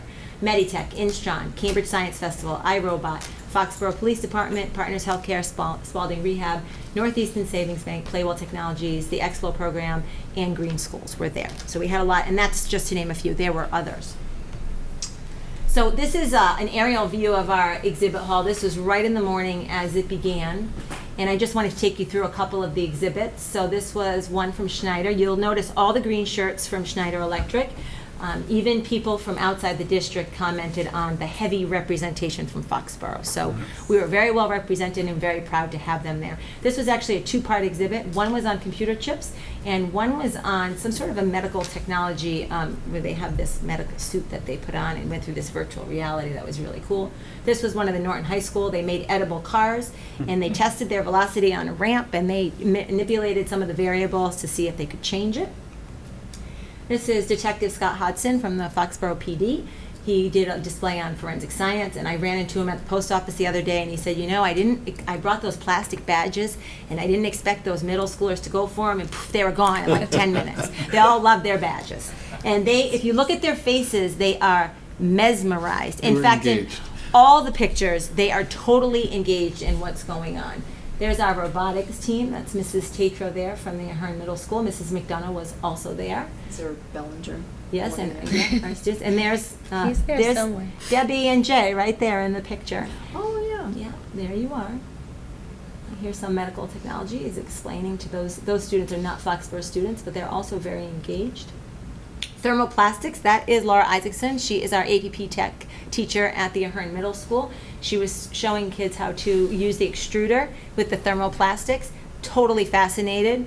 Interesting that it was all boys. I noticed in the picture after, that happens to be my husband's field, and that is definitely one of the goals of STEM originally, was to get more girls invested, and now the tables have turned. There actually are more girls than boys, so it was good to see that. Anything that you could get burned on, I think boys are just naturally inclined to go there. Gravitate to it. Dangerous. Yes, exactly, danger. Engineering towers, I love that picture in particular because that was American Tower, and they were a last minute, like maybe we'll come, and they converged on us with a team of like 15 people with their shirts. And that's Cameron. And I remember when Cameron was at the elementary school, he was actually at the 3D printing exhibit or the career construction day, but he couldn't resist going over and helping our students build a tower. So I went over and said, what are you doing? And he said, this is great. I'm having a great time. Allison, excuse me. Yes. Forgive me, I have to play traffic cop tonight. Okay. So, a couple more minutes? Oh, yeah, quick. We're almost done. Thanks. Wind tunnels. This was Cambridge Science Festival, powder cannon. Wow. This is very cool and worth looking at. This is an interactive map, so we spend a lot of time actually in social studies teaching about contour maps and elevations. That was pretty interesting. Yeah, so this is a video, Amy, and it's very short, that shows how this works, and we would love to get these in our schools. So those are the sand maps, right? Yeah, it's called an augmented reality Right. sandbox. Yeah, Now, I want you to they're see the cool. kids are manipulating the sand, and I apologize, this is cell phone video, so it's not great. As I come around, you'll be able to see the elevations are actually changing live as the kids manipulate the sand. On the screen. In the sandbox, Okay. you'll see it. There's a projector shining on the sandbox. Cool. And as they, whoops, what happened? Did it stop? It does No, great. it was actually a little bit gradient longer. coloring, I don't yeah, know. it's really It cool. doesn't matter. As they move it, it changes so that you can see that it turns to water. We figured out the directions from Cambridge Science Festival on how to make those. So we'd love to partner with the high school to get those made if we can. Keynote address, we had this wonderful person from Raytheon. We partnered with Raytheon a few years ago for the Math Science Super Bowl. He gave a great keynote on designing your future. Talk to kids about, at the middle school age, not being afraid to show that you're good at math and science. And that was part of the day. There's Jay again. You're all over this. Jeez. In the workshop sessions, many of the same partners, and the addition of the Museum of Science, National Weather Service, the FAA, and some others, put on workshops. Workshops were about 45-minute classes where they went in. There you are again. And they got to do these activities that were longer. This was the Hour of Code put on by Schneider Electric. The kids and teachers absolutely loved that. This is Whodunit, also put on by Schneider Electric, where there was an actual crime scene and the kids were trying to figure out, based on the fingerprints, who the criminals were. We really enjoyed that a lot. And then we had some polymer chemistry. If you look in the background of that picture, you can see the kids have their cell phones out and they're recording it because they're so fascinated by what's going on. That is, those are Debbie Spinelli's hands putting up the sleeves of the student as they were experiencing the chemical change of the polymers. And the kids were very excited by this, and Debbie was also very excited about it, to see that change happen right before their eyes. And that's also a quick video, and it's really short too, just showing what happened as they made this chemical reaction and made these chains of polymers. So the kids were really excited, and actually they had all different consistencies and densities and textures. And it's slime, but they learned the chemistry part. Right, of they the learned slime. the bonding. Yes, right. Yeah. Yeah, the chain of molecules and The why it's chains, strong yeah. and how it's hard to break and all that. And then I just wanted to give some special thanks. I did also have a collection of quotes from the kids. I'll just share one with you. They made a little poster and it said, "Thanks for taking us on a field trip where we had so much fun and we learned a lot." So they valued the learning part just as much as the fun, which was great. I wanted to thank Tanya, who obviously is in Norton, Kristen from Wheaton, Jay, Kelly. I didn't mention the beautiful Tri-Town STEM Expo logos that you've seen. The high school students designed that. We had 2 students who I will be thanking later. They did a beautiful job with that. And John Eva, I think, was instrumental in really getting his team together from Inventus and having brainstorming sessions. It's important to say that they didn't just show up. There was a lot of planning and preparation over the 2 years. Scott from Raytheon, the Sun Chronicle for covering it for us, and Wheaton College. And obviously the support of all of you. Sure. We had great coverage in the Foxborough Reporter last week on the STEM Expo, Yes. so we want to thank them for that. But could you also mention another thing that really impressed me that if I hadn't been there at the end of the day, I wouldn't notice? Could you mention how our custodial staff went over to help Yes. you set up? Yes. And then they were there at the end to help clean up? Yes. I was just so proud that our Foxborough people, could you talk about that a Yes, little bit? I would. And I'd also like to say thank you to Tina for coming that day, and Debbie and Amy, and for representing. And it was great to have, Amy was even running errands and helping us do things, so thank you very much for that. Yes, I did ask Sue, so thank you, Sue, for extending the services of Peter and Steve, who came and actually helped set up all the tables. And Jay volunteered his children, who happened to be dressed in their suits, for manual labor, whatever. They showed up, though. Yes. But I was really proud of that. I said, are our people the only ones over here? And when I saw them, and they were. So Yes. that just goes to show what a great team we have, that whoever's asked to do something, they do it, they show up, and as I said, it got you out of the house, but, you know, but I really was very impressed by them, and they were always willing to do everything. Yes. that- Great. And whatever's needed to be done, so, thanks. But congratulations. So you've got a gem here. Yes. Keep her. Oh, we know. Oh. Oh, we know. They listen to my whining and complaining all the time, so thank you. Just before you leave, comments or? I did get to go, Bruce, and it was a fabulous day, and both my kids were there, and they had a great time. So they talked about it all afternoon when they got back. But you could really feel the energy from all of the kids, all 800 of them. It was great. You didn't mention the teachers flying around on the little hovercraft thing. Oh, that right. was kind Yes. of cool. There too. was there were several hovercrafts, actually. I declined to board it. Good decision, probably. I think so. It was great. I hope we can do it again. It Yes. was wonderful. Our plan is to do it again, and the community partners seem very interested and willing to do it again. So we'll learn from our mistakes and Because make it they better. certainly, the community partners have a vested interest in having these kids Sure. educated. And, you know, most of us do stay local. And, you know, so if we can go to school and get those degrees and then, you know, participate, because the businesses are looking for folks, and there are a lot of jobs that are not going filled because we don't have the skills to help them. So. Anybody else? Well, I have a couple things. Sorry to prolong. First of all, Allison, you are a gem. Thank you. That's very Thank nice you. of To, to me, this is an incremental, net new program at the Foxborough schools. Get to participate in, thanks to you. Well, it wasn't my idea, so I can't take any Doesn't credit matter. for that. You got it done. You got it done. Second of all, it's in a key area of STEM. So talk about PARCC, talk about preparation for career and college readiness, talk about all the right areas. So thank you for what you did. Jay, just because you're here, thank you for being such a good partner for Foxborough. I think everyone saw you in the Founders Day Parade, and here you are again at the schools, and you're always a great partner, so thank you for that. We want to publicly Yes, say there's that. the field dedication as well. I mean, you're just everywhere, and really a really very wonderful partner. And he was key in sort of, did this idea come out of your brain? Well, I don't know, somewhere in there maybe. I really believe that the more we can do together, Yep. you know, as a region, it's whether excellent. that's whatever it is, you know, just working together is really going to make us stand out when investors are coming in to build their companies, to keep their companies. I mean, I'm excited that Schneider Electric Foxborough is staying, and it's going to grow. Right. How cool is that? And you know, whether that's Covidian was just sold on Friday, Metalogic, something big company in Ireland, but it sounds like they're going to stay. So, you know, we do the things on zoning and life sciences and all those things to help do it. Omni Life Science, who moved to Norton, or is moving to Norton, with 80 employees, they make hips and joints and all that. They need people, and they're looking to us, you know, to prepare these kids. And just to close it out, I will say that the idea came from our students going to Bridgewater to the Southeastern STEM Network, and we could only bring 30. And so the conversation that I 33 was years not, ago, I was right. not part of, but the conversation was, wouldn't it be nice if we could include all of our kids? And so that was the goal of this, so that every student in the grade level would be able to go. And that was the commitment, and that was what you put out there, and that's what we were able to do.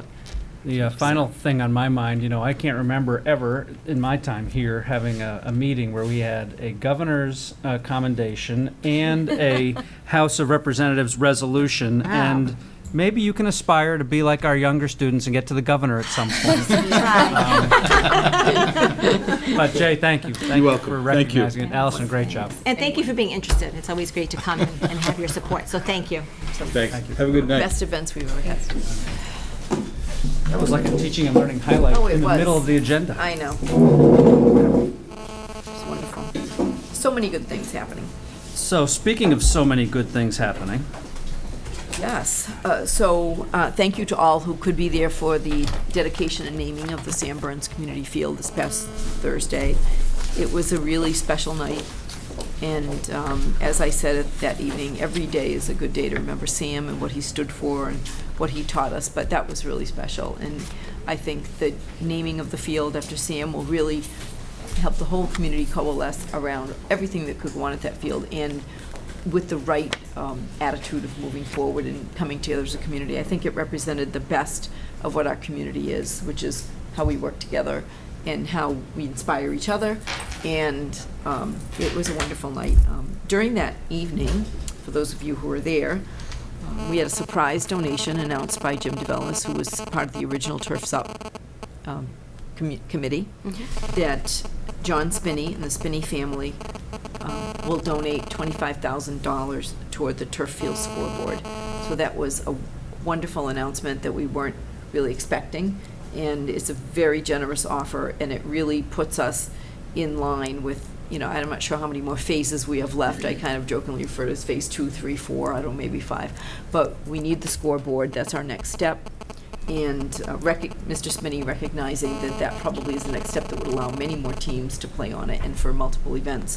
It's a very generous donation, and so I'm asking the committee to accept that. motion. Could I motion that we accept with gratitude the gift of the Spinney family? I'll second that. Any further discussion? All those in favor? I- You know, how fortunate are we with the craft donation followed by the Spinney donation just in the past few weeks? I know. Really, we're very lucky. We have a lot of support from expected and unexpected sources, and we'll look forward. I think Bill and I have discussed that we are going to work this summer and fall on the plans for the next phase, which we'll be presenting to you at some point, just to let you know what the next steps are. But I think everybody knows we need lights, we need a concession stand, we need public restrooms behind that, we need the bleachers, and we need the 8-lane track. So all of those things will be occurring, but we don't have a plan for it yet, but we will be outlining that probably at some point early to mid-fall for the committee, just to know what it is, where we're trying to go, and what would make our full campus complete. here at Joe? the high school. So I was wondering, so will the turf field look like what we have at the Ahern, like the the scoreboard, Yes. the big bleachers, and the Yes. concession stand. All right? of those pieces. Well, when that be built by? We don't know yet. We're gonna work on the plan for it this summer and early fall, and then we'll work on one piece at a time. Okay. Well, thank you to John and the family for that. Will be like a building, right? Yes. Right. John's a great guy, and so is his family. Yep. Good friend of mine. I want to thank Tina for representing the committee there. I know I had coaching duties and others had conflicts, but thank you for doing that. I heard it was a wonderful event. Sorry I missed it. I got some feedback that all the speeches were beautiful, but that Tina gave a very lovely one on behalf of the school committee. Thank you. I was there. She definitely did. It was nice to have Mr. Kraft there participating in our community event because he has a personal connection to see him and professionally as the NFL, obviously team owner who was able to secure the $200,000 NFL grassroots grant for the original Turf Subcommittee. So it was nice to see him there personally and professionally participating in a really meaningful event in our community without being asked to support anything. I think that was really important. And Actually, thank you. Patriots put on their website, patriots.com, a beautiful video that one of their people must have shot that night that is different from some of the other. All of the news clips were all very beautiful from the night. It was a beautiful night, but you should go to patriots.com and check it out. It's under their videos. I and will. It is. It's very special, and it's a different, there were lots of shots of the students in the crowd and some great interviews, so it's very compelling. I thought ESPN did a nice article. I put it in the Information Matters. That's very good. I thought they did a nice article as well. The joke in my family is my son always wanted to be the first one on ESPN, and now I'm in the You beat him? website, so evidently I beat him at my age. So, All right. Right. High five. but it was a wonderful evening, and thank you to the Burns family and all who supported that effort, and particularly to our high school students who put forward the proposal and prepared their presentation and saw it to fruition with love, care, and determination. That's excellent. Okay, we have Ms. Myers-Pekla and Ms. White for one of my favorite agenda items every year. Seriously. Update on guidance services. Thank you for waiting around for us this evening. Yes. Aye. We're just going to take a cot in the nurse's room tonight. How many do you have? No. So hopefully everybody has the packet that we put together. And so what we did is just want to highlight a couple of the things. So I'm going to just kind of go through and then answer any questions as we go along or at the end, whatever works for you guys. So under the guidance services on page 6. The red tab. Yeah, under the red tab, yes, sorry. I just wanted to talk about on page 6 the AP potential. And what we do is we take the 10th and 11th graders and we see who, by their PSAT scores, has a chance of scoring 3 or better on the AP exams. And then we invite them to an AP potential night and explain to them the benefit of taking an AP class, not only for the college credit, but just for the in-class learning and so forth. And so this year we had, 102 for English, 60 for literature, and so forth. So there was a lot of students that have the potential to take a AP class and do very well. And then if you turn... And that number's rising each year. It is. In fact, we were just going over, how many students were taking the AP class. We were looking, like, in 2012 and 13, we had 140 students who took an AP class, and this year we had 197. And in 2012-13, we gave 299 exams, and this past year we gave 327. So the amount of students who are taking advantage of our AP classes is rising. What was the first number, the number of students? In 2012-13, we had 140 students who took an AP class, and last year 197. So an increase of 57. Oh. And in 12-13, 299 exams, and we gave 327 this last time. So. And a personal goal of mine, but I think also a goal too of all of us, is to see that rise in the number of students who elect to take an AP, whether or not the PSATs show that they have that potential, because we do know the benefits of taking a class and taking that challenge while in high school. So I'm so pleased at the number at the 197, and we're hoping that we'll continue to grow that, because a student possibly could take an AP their junior year or their senior year. And it isn't necessarily the number that they take, but the fact that they do participate in one. So we were very excited to see those numbers grow the way that they did grow. Yeah, so that was good. So then if you go a couple pages further than that, on page 9, I just want to mention that our financial literacy portion, this year, for the first time, we invited our entire senior class to go to Wheaton College, again, they're great, to host the Credit for Life Fair. So our whole senior class went and was able to participate and benefit from that full day of financial literacy and trying to make it with the money that they make. And So that would be our plan going forward? Yes, yeah. We budgeted a little bit extra because we have to pay for the additional students because it's for multiple communities similar to the Right. STEM. But we committed, 3 of us having a whole class go, and we've certainly made it work and will continue to do so. So thank you. And it was great, yeah, absolutely. Another thing I wanted to highlight on page 11, which is a couple pages after that, is we started a couple years ago a teacher apprentice program where seniors can choose to actually leave the building if they want to go to a different building and do kind of a teacher apprentice for a period or so. And we started out with a couple students, and next year we're up to 9 students doing it. And some of them going to the IGO, some the Ahern, Taylor, and the Borough. So all the schools are welcoming our students, and it's a win-win. I think that the students, their benefit, and our kids totally benefit. So that number is increasing every year. So we piloted it, it worked well, and now it's pretty much on board. Okay. Okay. And on page 13, in that section, is just want to let you know, but we are still continuing our career exploration for the students who are not sure, you know, what they might want to major in college, or they might not want to go to college right away. So we do a career exploration. We went on several different field trips trying to expose them to several different careers, and that will continue as well next year. Okay. Many of these particular businesses, I think you can take a look down at these particular areas, provide their own training for whatever it is within that particular industry that a student might be interested in. So if it's McDonald's University that you wind up attending, if you're in a management program or if you go along in that direction. And again, Sturdy Memorial, whatever that occupation may be that you decide that you want to go into, they provide their own training. So again, just opening up some other doors for students who may not be sure or financially maybe just have to wait before they can make a commitment to college or to higher ed. And so this may be a way to go. Exactly.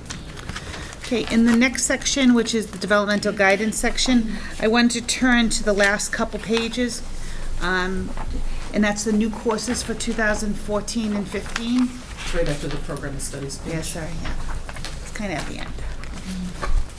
So the new courses that we have for next year, and we do have students signed up for all of them. AP Studio Art, again, this is our first year of running it, so we're really excited about that. So that's going to be a full year open to 11th and 12th graders. We have Guitar 2. We had Guitar 1, but there's so much interest, we have Guitar 2, which is the next thing. And Music Technology, the same thing. We had a lot of interest, so we made another section. And then Advanced TV Production, and on the next page, Advanced Film Production. Again, that's the second level of what we ran this year. And engineering, we're going to run that next year as well. So we're excited about that. And we anticipated maybe a class because we hadn't run it for a while, and we have at least 2. We're going to run 2 classes, but just let me know the interest was there, and so we were really excited about that. So we have a lot of students who signed up for engineering next year. couldn't be happier. Mr. Nash is currently down. Yes. He just went Oh, yeah, down, right, yeah. this past weekend to begin that 2-week program, where he will come back enlightened, and we can't wait to see what's going to happen in the classroom. I'm more excited about that. I know. And then we're running the wellness, which we had spoke about before, and we're trying to run different wellness classes like the basketball, strength and conditioning exercise, group exercise, team sports, and personal training. So students can choose a kind of exercise that they might be most interested in. Okay. The next section I think that I want to go to, and then we could open to question, is the last section. I think I talked about Ellen. The career specialist. I listed all the things that Ellen Pillsbury's been doing this year and all the field trips and stuff. So that is there. Just while we're on Ellen, if I can interrupt, Diana, so with Ellen full-time, have you seen a noticeable increase of activity, I suspect? Is that part of what we see here? Just in everything, between the field trips that were mentioned for opportunities for our students to be able to attend, the amount, senior project, of course, was saving them. Oh, okay, sorry. But the credit fair, just in so many areas, and she's right there. She's at our fingertips. She's got the ideas, we've got the ideas, and it's constant. And, of course, piloting senior project this year, she really took that, right, the bull by the horns, and was really the facilitator of all of that. So we couldn't have done it without her. So we can't thank all of you enough for bringing her One on of the to best us. moves we've made. Absolutely. If I'm not correct, she's also an energy dynamo. Isn't Yes. Yes. You haven't mentioned her And baking she's not a skills. relative, by the way, folks. Her baking skills might trump everything. That's saying a lot. Yeah, and one of the things she did, like you said, did a lot of work on was the senior project this year, and we're excited to say that we've already have an interest, and we already have kids signed up for a senior project for next year. Already for next So year. we really think that that's gonna fly as well. And we haven't even formally kicked it off for the seniors for next year, other than we have spoken to Mentioned the it, yeah. juniors about it. And they've already been down to grab paperwork and to already have the conversations with their parents. So we're very much looking forward to what the next year is going to bring. I think what I love most about that move is that we all know Ellen. I usually said dynamo, a lot of energy, ideas, always think every day, new ideas. And the fact that she now works as part of our staff and can work on whatever it is we're excited about or you're excited about or we want to do is the greatest benefit. That before she had to work on the partnership activities that are totally dependent on the 3 other communities. So the fact that she's flexible, that we now own her as a staff member, it's that she can work on whatever is most important to Foxborough students. So she's not hampered by that. And we all know she can fly with anything else. It's been great. And I just also have to, I'll put this in for the senior projects because I don't think we have had this conversation yet, but the whole assessment process that the students went through was coming in to give a presentation. It was a PowerPoint presentation, talk about the give back, what they learned from their experiences. And it was primarily you, Sue Carl, Tom Murray, and Ellen. I was able to sit in on a few of those presentations. They were absolutely outstanding. As different as the students were, the way that they presented was very different, but unbelievable. And positive feedback from every one of them, and certainly a few who said, I don't ever want to do that one again. Or I don't want to work with that age group. I know I want to work with this age group. Or I can't believe how much I came out of my shell. We did hear from that was them huge, at another meeting recently. Thank you. I was trying to remember if we had because Yeah, we we did. did. But just again to go along with that, It was was awesome. it was phenomenal. And they did present, I know, to you, but they had not yet given their presentation for the assessment to happen. So. Yeah, no, that was great. thing. And then under the next one, college information, all the beginning part is pretty much the same. About, 6 pages in the end of the year report. I just wanted to talk about that page. What was interesting this year is we had quite a few students going into the military, so it just goes like that. Some years we have a lot and some years not so much. So we did have about 5% of our senior class, which is a small senior class, go into the military, so we're excited about that.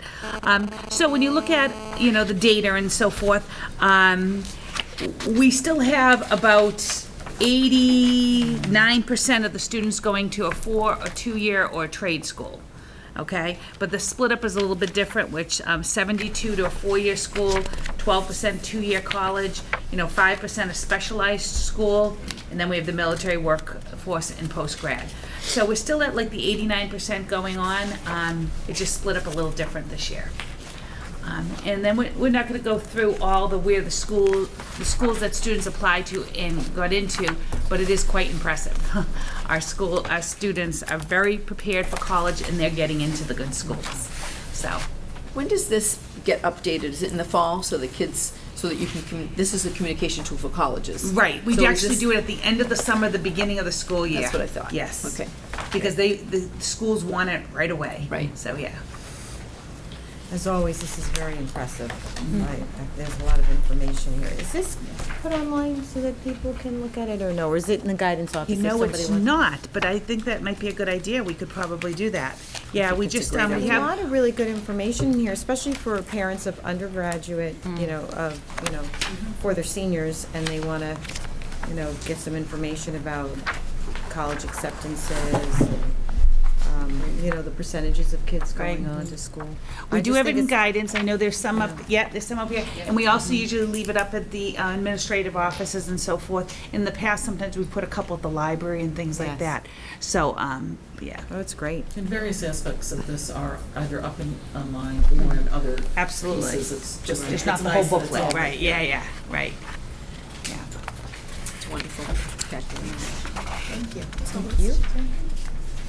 You all are doing such a good job, in my opinion, of offering expanded opportunities to our kids, as they come through this building, building on the prior buildings they've been in. It makes me excited as a parent to have kids coming, and it makes me want the public to know how many new opportunities there are. And I'm sure Katie can speak to this better than the rest of us can, but how many new opportunities there are for our kids to find what their next step is, whether it's military, education, career opportunities. I mean, I just love the richness of offerings and opportunities. We were just talking to the 8th graders. They had their fly-up day last week, and they paid their visit here to the high school. And we can't go through all of it, and it can be very overwhelming. But just, we talk about that, stepping outside and taking a look at what's available and finding a passion and trying something new, that they may not have had an opportunity, or something that had sparked an interest, but, maybe my friends weren't doing it. Now in high school, it's time to step out and go ahead and to try. So we couldn't be more thrilled, and we're so happy at the support really from the community and from all of you, so that we can go forward with these initiatives, especially those that students bring forward and say, geez, we'd really like, and a lot of that's based on the surveys and the other information that comes back to us in that data. So There's so many ways to excel. And I think our students show us that every day. It makes us want to work harder. But I got to give Diana credit. I mean, Lorene always has done a wonderful job. So kudos to keep doing it at such a high level. When Diana came almost 2 years ago, she said she wanted more kids to take AP. Oh, yeah. And she said she wanted a senior project. And here we are, less than 2 years later. So compliments to you. Absolutely. But thank you to all of you again for putting your support there and allowing us to pilot and move forward with what we really thought would be good for kids. So thank you. Great place to be. There's one other thing that you didn't mention, but I went to your session on the Navient Oh, software, right. and I think that's pretty cool. As a parent of an incoming freshman, I still can't believe it. I just think it's so cool, the things that you can do with that and the ways you can help the students figure out who they are and where they want to go. It's What is just your interest? amazing. What kind of a school? How many Exactly. students do? It's amazing what Yeah. that information can do. Yeah, we love Navient. It's Yeah. really good. It's all in one spot, too. I was Actually, impressed. 3 of you have incoming freshmen. We do, so look out. Yeah, that's right, yeah. Steve, you all look out. Yeah. That's right. I'm excited for you.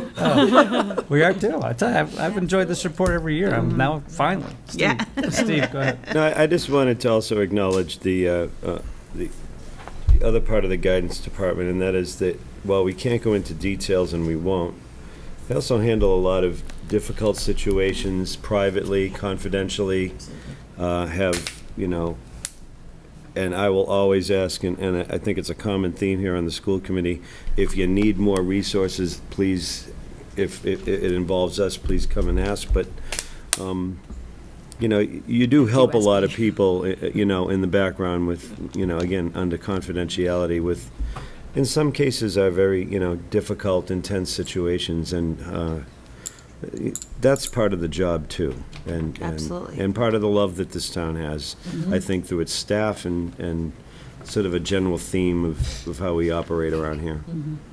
And so it's not just, There is that other piece. it's not just absolutely. the obvious No. wonderful things. It's a lot of stuff that we don't know about, I'm sure. That's really true. Yep. Good point. Anybody else? Thank you guys for the great report. Thank you very much. Keep on going. Keep on going is right. Yeah, that's all right. Wow, we're almost on time. Yeah. Well, we have thought a little bit today on how we are going to present the very meaty, Yep. quite thorough, and dense technology program evaluation report. So we thought we'd do a couple of things. We don't have a formal PowerPoint, but we have some things up here if you want to look at it. But what I thought I would do, rather than go through the whole report, which I'm sure none of you wants me to do, is to talk a little bit about, just remind you a little bit about the background for this, and then just take you through what the actual steps were, and then we'll go to those points, and then we'll see what questions you have. So I'm going to surprise you by being succinct and organized in how I present this without going on too long. Well, and it's probably a topic that we'll revisit from time to time. Exactly. Right? So, So it's not the first time you'll see something like this. So if you recall, we rolled out a new tech plan last September, October to this committee, and you approved it. And then that in itself is very lengthy and detailed. So then we asked ourselves, how are we going to know if we're having success implementing this tech plan? And then if you recall, we've mentioned a couple of times, Amy and I went to the session in October at the MassQ conference on the MassQ Evaluators program evaluation process, that they will come and train your people on how to evaluate tech initiatives, which definitely is a growth area for me and I think for all of us. So we contracted with Sun Associates, who's the people doing the presentation, and they came and trained a team of 9 people. A few administrators, a few teachers, and that's how we put our team together. And so we went ahead and had 4 full days training, starting just in January. So we've actually completed this entire process from January until now. So it was a lot of work, and sometimes we ask ourselves, now why did we decide to add this to the school year? But it really, to me, was one of the most valuable things we've done, because it's really given us a roadmap for where we are and where we hope to go, and an honest assessment of what our strengths and our needs are currently. So there was a 3-step process involved, and you can see in your report, so for people who might be watching at home, if you look at 2 different colors, so the main report is the white, and the appendices are in color, either orange or yellow. So we're not going to go through the appendices, but the appendices includes all of the data collection instruments and what we collected and how. So the first step in the 3-step technology evaluation process was to establish our indicators. So Amy's got that up on a screen, and I think what's really important for people to know is exactly what were we trying to measure. So if you could be patient with me reading each indicator for people watching at home, that's about all that we would like to say is what were we trying to measure. So indicator 1, the general topic was student skills and outcomes. Guided by National Educational Technology Standards and the Foxborough Public Schools Technology Skills Curriculum, all students are able to synthesize and develop knowledge and express their ideas creatively using and producing a variety of media. Students are proficient in basic technology skills, are information and media literate, and are responsible digital citizens. They are critical thinkers and self-directed learners who are able to acquire knowledge through research and technology, communicate, collaborate, and problem solve with others, and explore different perspectives utilizing a variety of instructional technology tools. So that's our first indicator, or vision, if you will, about what do we want for students. So our first day of training, what we did was create these indicators. So that's indicator 1, about students. Indicator 2 has to do with teacher skills and pedagogy, pedagogy being the art and science, the underlying philosophy of how we go about educating students. And our indicator under the teacher skills and pedagogy category states, all Foxborough Public Schools staff meet district expectations in the use of technologies and strategies to support student learning. Teaching staff and administrators are trained through differentiated professional development to design, review, adapt, and implement curricula that includes relevant, real-world learning experiences that incorporate available digital tools, and resources. These curricula are designed to promote creativity, communication, collaboration, and critical thinking, which we call the 4 Cs, in line with effective pedagogical practices. Teachers and staff will utilize their technology training to continuously improve their professional practice in order to evaluate and better meet the needs of their students. Indicator 3 has to do with administration and district policy. The indicator states, the district ensures the ongoing implementation and evaluation of a clearly defined K-12 plan for technology integration, aligned to national and local standards with measurable essential learning outcomes. The district ensures equal access to technology tools and resources, as well as technology-based learning opportunities for all students and staff. Resources and policies are established to foster teacher leadership, monitor accountability, celebrate success, and encourage risk-taking.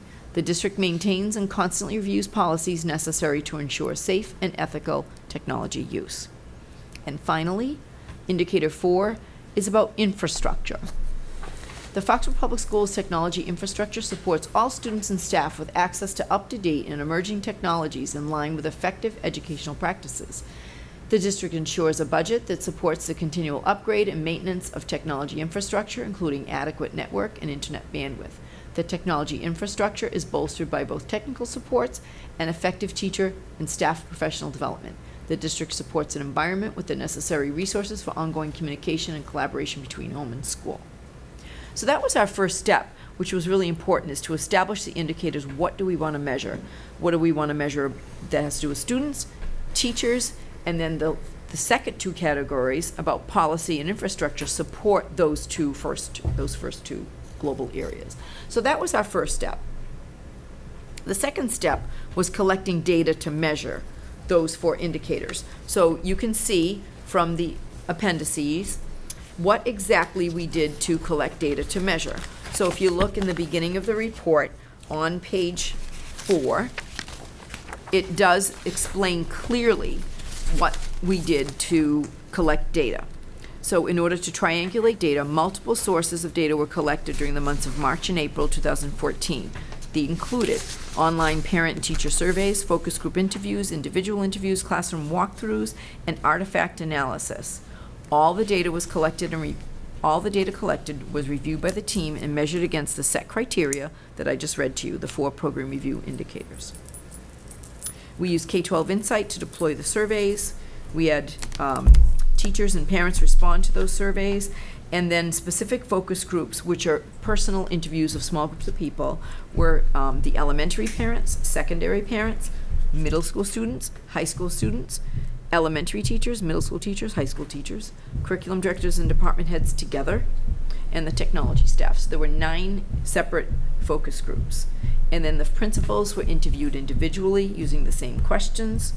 Classroom walkthroughs are physical classroom walkthroughs conducted by members.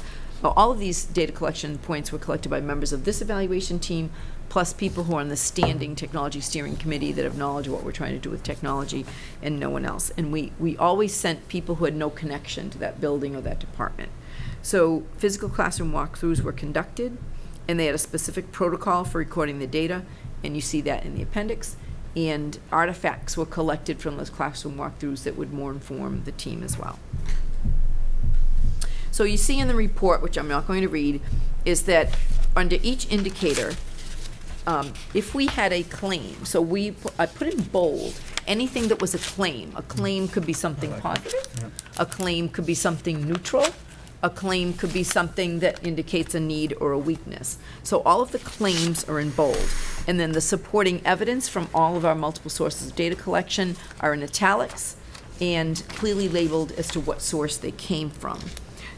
And following that, for each indicator has its own set of recommendations. So what I thought I could do tonight was read the executive summary, which kind of takes the bold claims, and I wrapped all of the claims that you saw in bold under separate sections and put them into one executive summary that I think, hopefully, I've summed up adequately. So here's the executive summary of findings. Rodney, could you pass me one of those extra waters down there? I got it right here. I need a bottle of water. I'm asking him. Oh, sorry. It's okay. While student use of technology to support curriculum objectives is increasing, The use of technology by both teachers and students is inconsistent.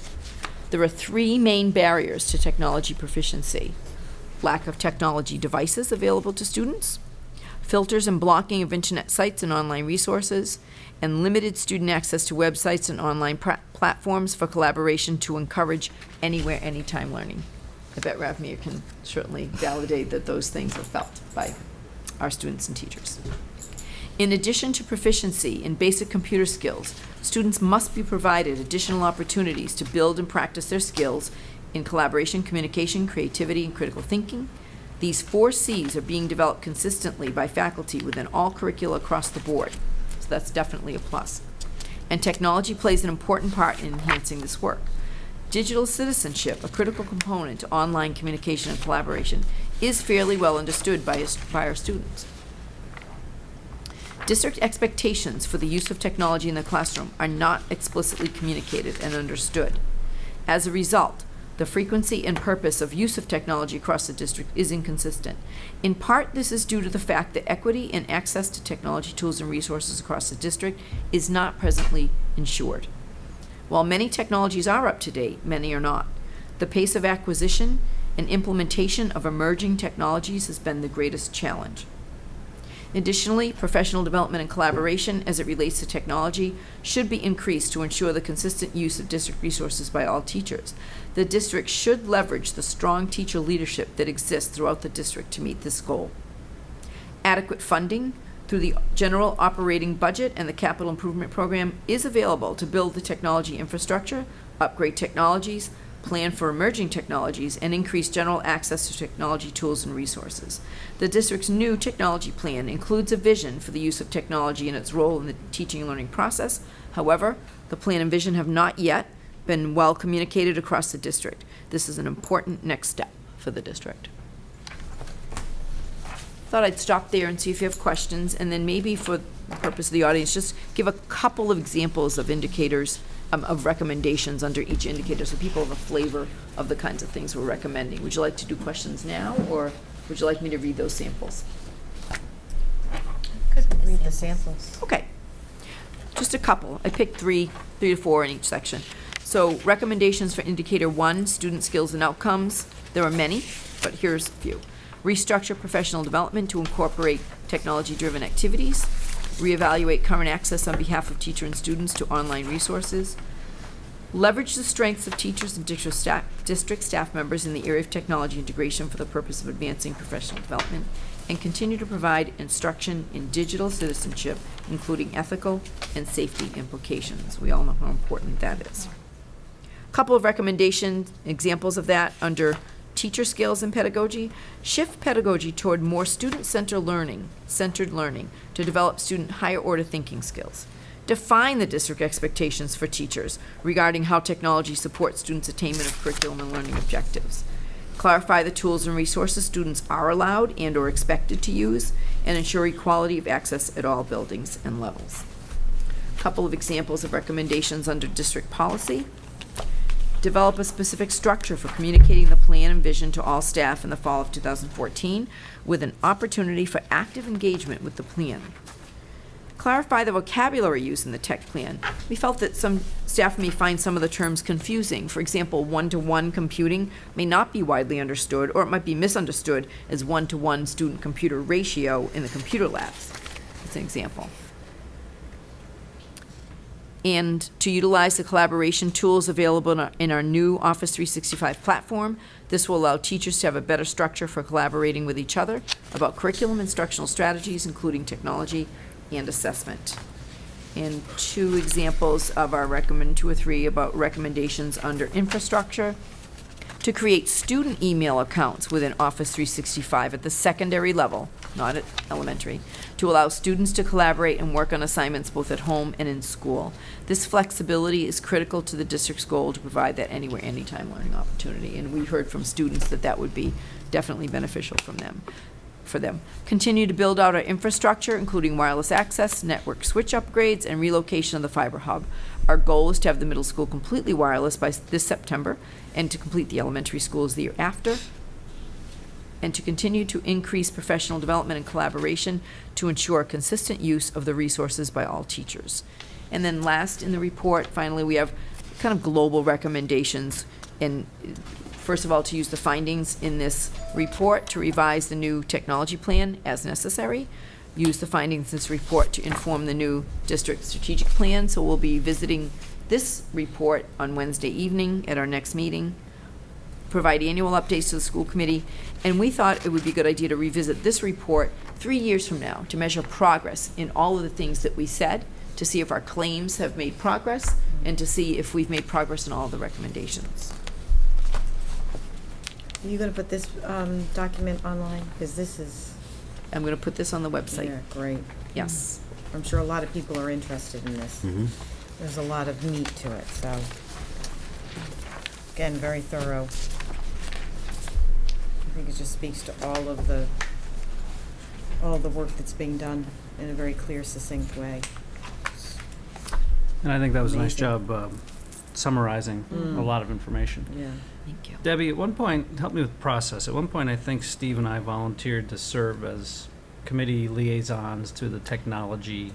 That's to the Technology Steering Committee. Okay. Yes. So That once or twice a year, we wanted outside people, because the steering committee meets monthly, Amy chairs that, and they work on making progress in the area of technology, whatever it is, mostly curriculum-based, there's a lot of teachers on it, but what are we doing and how are we doing it? And we did say in the tech plan that once or twice a year, we would invite a larger group to come in and inform that. When this process started, we decided that this was a more thorough look on where are we, what's the roadmap, and where do we need to go. So we sort of suspended that idea in the tech plan, because when that tech plan was written in September, we didn't know this evaluation program existed.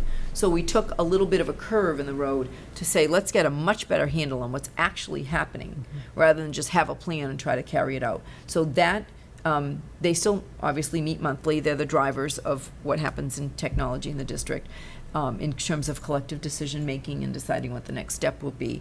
But we decided not to implement that aspect until we had a more thorough report, once we realized that there was this training program that could give us a better idea of exactly where we are and how to collect that data.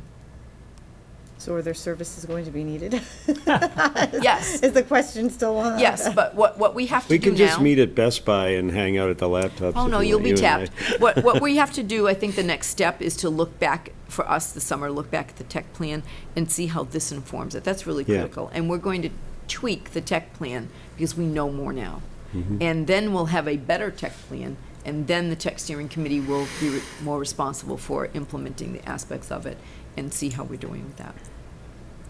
we could certainly come meet with you as other private citizens Absolutely. could to give thoughts and priorities, and I'm sure Steve's got a few reactions, and I certainly have a lot. And I think it's very good, by the way.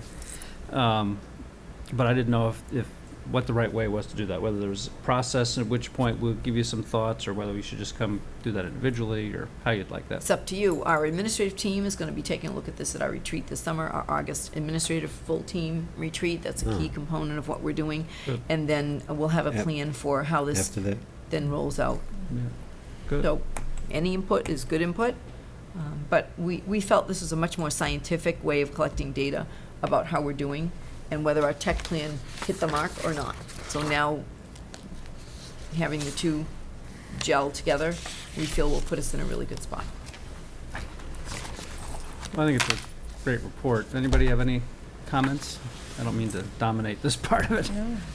My comment is just the thoroughness of it is amazing. I read everything. It took me a large part of the weekend, and it was fine. But even the walkthrough form in the back that you trained on, Yes. that the committee did in the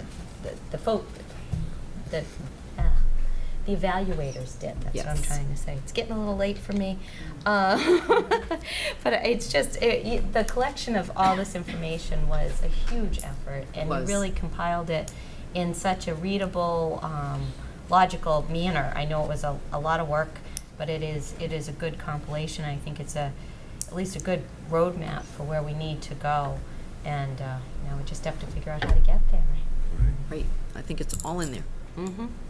What I liked about the spirit of the whole document was that this isn't going on a shelf and collecting dust. We are moving forward with the pedal to the floor and a lot of this stuff. And there'll be money that we have to talk about and maybe policies and those sorts of things. But this is an important thing, at least to me, and it's well done. And I hope to have more meetings with each other and watch the group grow and get this thing lit up even more than we have it already lit up. Beautiful job. Thank you. I think back to when we told you this training was happening. It's probably our most complex program evaluation we've done, and the fact that we did it from January to June, I will say I'm glad this isn't an annual event. But I do think it's one of the most necessary and meaningful things that we've done, because it draws a line in the sand for us when it comes to technology in all of its complexity, and specifically guides us as to how we're going to move forward and how we can pick up the pace a little bit. And I remember when we discussed this at the committee level, you said, be honest, which is the whole point of doing it. And so I think you see in here, while we have some statements that are positive, we have many more that are neutral because they're two-sided. There's a good part about it, but there's still a need. And there are some that just says we're not where we should be. Given the fact that the positive statements say that we have adequate funding and adequate support, we should be further ahead. And we know that, and this spells it out. Well, every school district has a long way to go. Right. The excitement about what technology offers and the way that our current kids react to technology offers us a great opportunity for really new and advanced teaching and learning and assessment, but no school district is there yet. And No. The hard questions are, how do we get there? Right. So just to make sure I captured next steps in my mind, so you're going to present this to the full administrative team this summer. Yes. You're presenting it to the strategic planning committee Wednesday. this week. And then you're going to compare it to our existing tech plan? Yes. And start to do gaps and priorities and things like that, Yeah, I assume? we think our second iteration of the tech plan will be better because of all this information. Because we wrote the tech plan cold, honestly. And this gives us much better. And I actually think it was quite good. Yeah. But this certainly gives us more information about what's really happening here, so the two together will be powerful. So when would you picture a rewrite of the tech plan? In fall. We would like to start the school year with the tech plan tweaked a little bit. Okay. I think we hit most of the marks, actually. But this will allow us to maybe nail some of those items down a little bit, or maybe help us prioritize in the tech plan because there's so much to do from the tech plan and this, and it will help us prioritize the next moves that we make. So you would probably envision coming back to the committee later in the fall, maybe, with what that looks like, would you think? Is that? Depends how far we get in August. Yeah, sure. So At yes, some point. hopefully earlier in the fall, to say this is our draft of the tech plan that we're going to go with. If you remember, when we produced it in September, we said we're going to go with this for this year, and then we just would like to have a better version of that ready for the next school year. Yeah. And then that'll inform capital improvement plan and all that stuff from Yes, there. exactly. And we're also working in harmony with Town Hall on some of this stuff for integrated services, right? Yeah, Well, yes, but- Right. or the Office 365 and stuff like that. Right. But this is just school side. What are we trying to do? What are we trying to do better? Do In the more, district. or do differently in the future? Thank you. Great job. I bet you're glad it's behind. Oh, I am so glad that I apologize for you not getting your packet on Thursday, but this monster just. I second it. This monster just wouldn't be birthed on Thursday, so it just took me till Friday. But thank you for your patience, Just like. may I say. All right. Thank you. You. Well, just a small next topic, culture and climate survey. Right. So what we thought we'd do here, because you're by now used to seeing the culture and climate survey results each year, and what we thought we would do, rather than go through everything in detail once again, is you've had a chance to peruse it, the early part for your reference. It includes the purpose and the process, which is exactly the same as it has been, that our goal of even collecting perception data on culture and climate are so that transparency and collaborative decision-making are ensured as we develop our plans for how our school system operates. It includes participation rates, It tells you a little bit about how the report is organized, but I thought I would just go to a couple of slides, and if you had marked a slide that you wanted me to answer questions about, we could go back to those. So if we could go to the overall perception of educational quality, Amy. 6 for us. That would be on Page page 6 at the top. There you go. So this is taking all of the individual types of questions about educational quality, and it puts them all together in an amalgamation and comes out with a general perception that people have an educational quality. So in 2014, 98% of the participating teachers, participating means they took the survey, 94% of participating parents and 89% of participating students rated their school as excellent or good. The students in the middle and the high school took this survey, and the 3rd and 4th graders, but they had to take it, like we scheduled them in. So that's the only group that we can say the majority, like all except the ones who were absent, took it. Okay, I would like to jump to on yours, page 11, academic preparation teachers, page 11 at the bottom. So this beginning part that you saw in writing includes all of the overall summary type conglomerate data. It's the overview, it's the big picture. Next one, keep going. When you see a slide with green bar graphs, that's the overall, everything mashed together in that area. Keep going until the blue. All right, here we go. So then we get into more detailed analysis, which they call summary of positive views. And when they say positive views, it doesn't mean that they only state the positive. What it means is each item is described in terms of how many people agree or strongly agree together. Agree and strongly agree with a statement. So you can see, if you want to look at the negative view, you just take the opposite number, adding to 100. So in terms of academic preparation teachers, I'll just highlight a couple of things that people at home could see, is that 95% of our teachers, and similar for the last 2 years, agree that high standards and expectations are set for all students at this school. The same percentage, 95, agree that curriculum, instruction, and assessment are aligned to support student learning. The same percentage agree that helping students meet challenging academic goals is a primary focus of their school. And 93% of teachers say at their school they work together to ensure student success. There are a couple of other data points, as well. So overall, these are teachers' views on how we prepare students academically. The next slide shows how what parents' perceptions were around the same area, academic preparation. So 90% of our parents said that their child was being prepared to do well in the next grade level. But you can see, if you look down, there's an opportunity to do more in helping parents with some other aspects of academic preparation. For example, 61% of parents say the feedback teachers provide on homework helps my child to learn. So we can either do a better job providing feedback on homework, or parents don't know what their children are getting for homework feedback. Either one, there's an opportunity there. 64% of parents said the feedback teachers provide on tests and quizzes helps my child to learn. And 58% said the teachers give them useful information about how to help their child. And as you know from all of our parent information nights, that is one of the biggest challenges in education, is how do we, A, get access to parents who are helping their children at home? Do they have the interest in helping their children at home? And if so, what kind of information is best to give them, and in what format, so that they feel more prepared and confident in how they help their child at home? I'm glad you zeroed in on that, Debbie, because to me that does seem like an area we could work on. Most definitely. So it's nice to see that 90% of parents think their child is well prepared to go on, because that's important.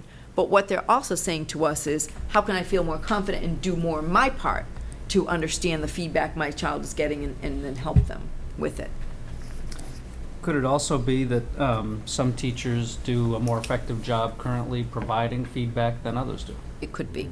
So we can And look at that we do have too. these results by school, and the principals get that by school. So they are able to dig a little bit deeper in their own building as well. So this is just the overview district-wide, but we drill down into very detailed results. I think that's good because, just broadly speaking, as you go through this, the percentages of positive marks are quite high, as we would hope and expect. And Yes. and this is the first little area that's a dip that I saw. It is, but I think it's because it's a three-way communication. So I'll give you an example. So my child gets a test, say in middle school.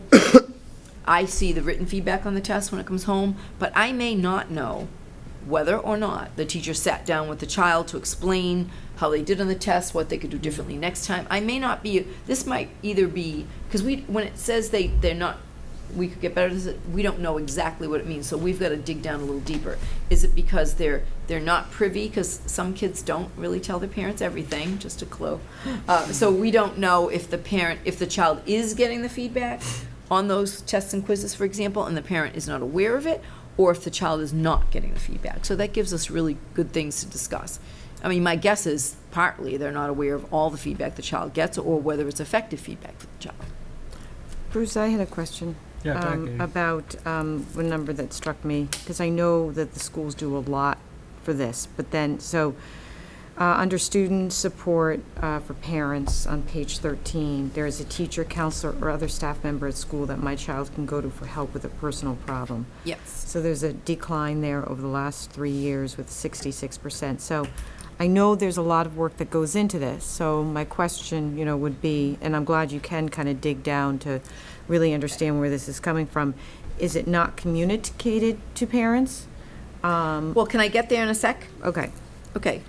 Just because I want to finish up the academic preparation. So just really quickly, in the next slide, what do students say? 92% of the students said, my teachers tell me what I need to know to do well in school. That's an excellent data point for us, because students aren't saying, I have no clue what I'm supposed to do. So that's really good. So then if you tie what the student said at the top line right there back to what the parents are saying, it does speak to the kids feel they know and that the teachers tell them what they do to be successful, but the parents may not know what the feedback loop is or what kind of information they're getting back. So it's important to tie all of those ideas together and not look at what the parents were saying and saying, well, the kids aren't getting feedback on tests and quizzes, because that's not what students are saying. Right. See what I mean? Yep. So it could just be, how do we have all parties involved in the communication loop, or do we? I mean, I can tell you, I didn't know when my kids were mostly in middle school and high school exactly what feedback the teachers were giving them. I can't say they came home and told me every conversation they had. Do you do that, Rahman? No, okay. There you go. So I guess the question would be, if students are feeling they're getting that feedback, is it really a goal for us to get that 68% up to 90% when we know that students, rightly so, are starting to own their own responsibility for their learning and may not be sharing it? Yeah. Right. Steve? First, if you want to cover other slides, please do. I don't want to short-circuit your presentation. Okay. So let's go to And students. then I'll ask you a question later. Oh, if it's about this, go ahead and ask me. No, keep going, and All then right. we'll field stuff I'm later. going to be quicker. Student support, the top line. Teachers are reporting when a child in the school has a school problem, a teacher, counselor, or other staff members available to help. 99% of teachers said they agreed with that. Now, the next point down, because this is what Katie wrote down is exactly what I did.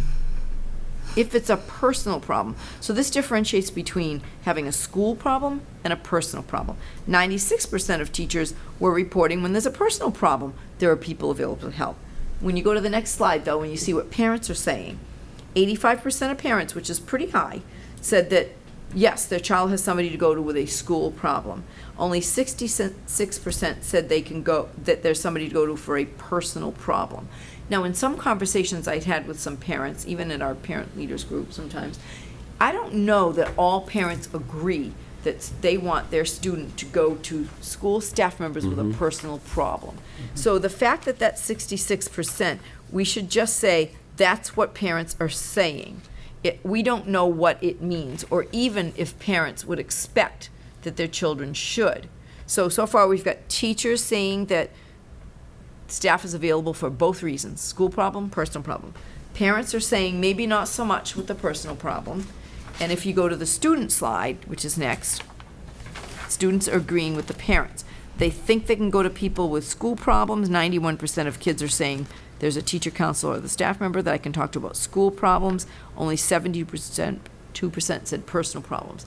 But we don't know how students feel about their comfort level going to a staff member with a personal problem, if it's even something they would choose, if it's even an option in their mind. Well, what is a personal problem? Is that a Something bullying issue at unrelated to school? school. No, No? that's a school problem. Unrelated to What school, if it's something in- that could be going on at home, Could it be an feelings issue- they have. Could it be an issue related to, some kind of, something going on, technology, in terms of Facebook If it's or not something like that? school-related, that's a personal problem. Okay, but then impacts then their socialization when they go to school. That could be considered a personal problem. A bunch of girls are doing something on Facebook with each other, then they come to school. That does impact learning and could It does, potentially. but students would perceive that as a personal problem. Okay, so that's, yeah. So okay, whether or not they Yeah. want to go to school staff member Yeah. is, I don't know. Yeah. Okay. That's, so what I'm saying is, the data is what it is. Yeah. We don't want to draw other conclusions that aren't It's in hard here. to know. Okay. Okay, when it comes to parent involvement, I just have a couple. We'll go to the next one. Teachers are saying parents are welcome and encouraged to attend activities at the school. 94% of teachers said that, and 92% said that parent input about student learning needs is respected and valued at the school. That was a really important piece for me, that teachers are saying, yes, the parent input about the student is respected and valued by us, is a very meaningful data point. When it comes to parents, they said that 93% feel welcome. 90% say they feel they're kept informed about their child's grades. And the thing that we could work harder on is only 74% say they're kept informed about what my child is learning in school. So that is a challenge for us. We have open houses, but how do we communicate curricula, changes in curricula, changes in expectations? As you know, when we have parent information nights, we tend to get the same audience. We have curriculum nights, we get the same audience. So how can we help all parents feel that they're informed about what their child is learning in school? That will be a challenge. The fact that we're close to 3/4 of parents is probably pretty good, but it's not enough. Well, I know, just with this piece, I know my sons have had different teachers who've had different approaches to it. Some send a weekly email updating exactly what they're doing in class every single week. I know in 7th grade, my older son, his house, the teachers in that house rotated on a monthly basis, or it might have even been a semester basis, an update on what the house was doing in each subject matter. But it was a helpful communication beyond having a parent check a website or Edmodo or Power School, but it was an That's the actual, goal. this is what we're doing in science this month. Right. And So that how was can we informative. leverage our various communication modes to help parents know what's being learned? I think the push, I know we're not trying to solution here tonight, No. but I think the push technology of an email distribution out to a parent group versus we have to go pull it somewhere. Yeah. Is good. That's what I was The thinking. best, push out. the best practice we have right now in our house is the one teacher in the one subject who every week tells us what's going on, what's Yeah. expected, what are they learning. Yeah. And actually, Bruce, my son and Bruce's are in the same class. The teacher is sending the email to the students. The parents are just CC'd. But it is a nice way of keeping us in the loop and knowing what information our child has. When he or she might say, "Oh, I don't have a test," you can say, "Well, yeah, you do."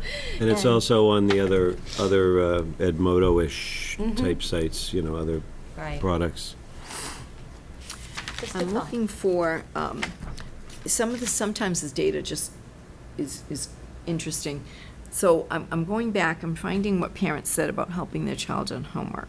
Okay. I saw, I know what you're gonna say. This happens every year. Yeah. So parents, there's a disconnect here, but there always is. So you'll see that over the last 3 years, 94, 95, and 91% of parents say, I make sure my child does his or her homework every night. And then students say, only 54% of students say my parents or another family member helps me do my homework. So there's always, Right. or my parents make sure I do my homework every night. Yes, that's higher. So, but there's always a higher, parents perceive that they help their children with homework much more than students perceive that they do.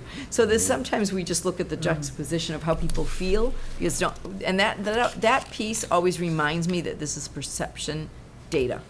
All of it is perception data. People only speaking to their experience. It doesn't make it a fact. Okay, safety and behavior. Couple of quick comparisons as to how different groups feel. Teachers, 99% report a high level of feeling safe at school, that students are safe at school, and 84% said bullying and threatening behavior is rare in this school. That's how teachers felt. Parents, 94%, my child's safe at school. 47% said bullying and threatening behavior is rare at the school. Will you see down on the bottom one up on the screen? There's a box, the third from there. It says 43, and on here it says 73. So as some of you know, we had some, I'll call it the data glitches with the K-12 Insight people this year. And this was the last one that they sent me that they had a typo there. So in 2012, it wasn't 73, it was actually 43. If you could correct that on your slide, that What would page? be great. On page 16 at the bottom, the very last item, it says 73, 54, 47, so it appears to have gone down, but it actually didn't, it was 43. Okay, so students, 92% are saying they feel safe at school, and 70% bullying and threatening behavior are rare at this school. So the students are actually closer to the teachers in saying that a large percentage of them are saying bullying and threatening behavior are rare. So the students are self-reporting that it's more rare, as are the teachers. Parents are not yet there in reporting that perception, but it may be because either their worries, their confidence, or whatever, but their own children are saying that it's more rare than parents think, which is something that we have to overcome, with data, hopefully as we continue with that type of data. I'll skip over operations because in general, teachers, parents, and students are all saying that they are provided with the resources that they need and that the schools are well maintained with climate control, adequate lighting, and well-kept grounds. So those are the two kind of highlights from that. In terms of school leadership, if you go to the bottom of page 19,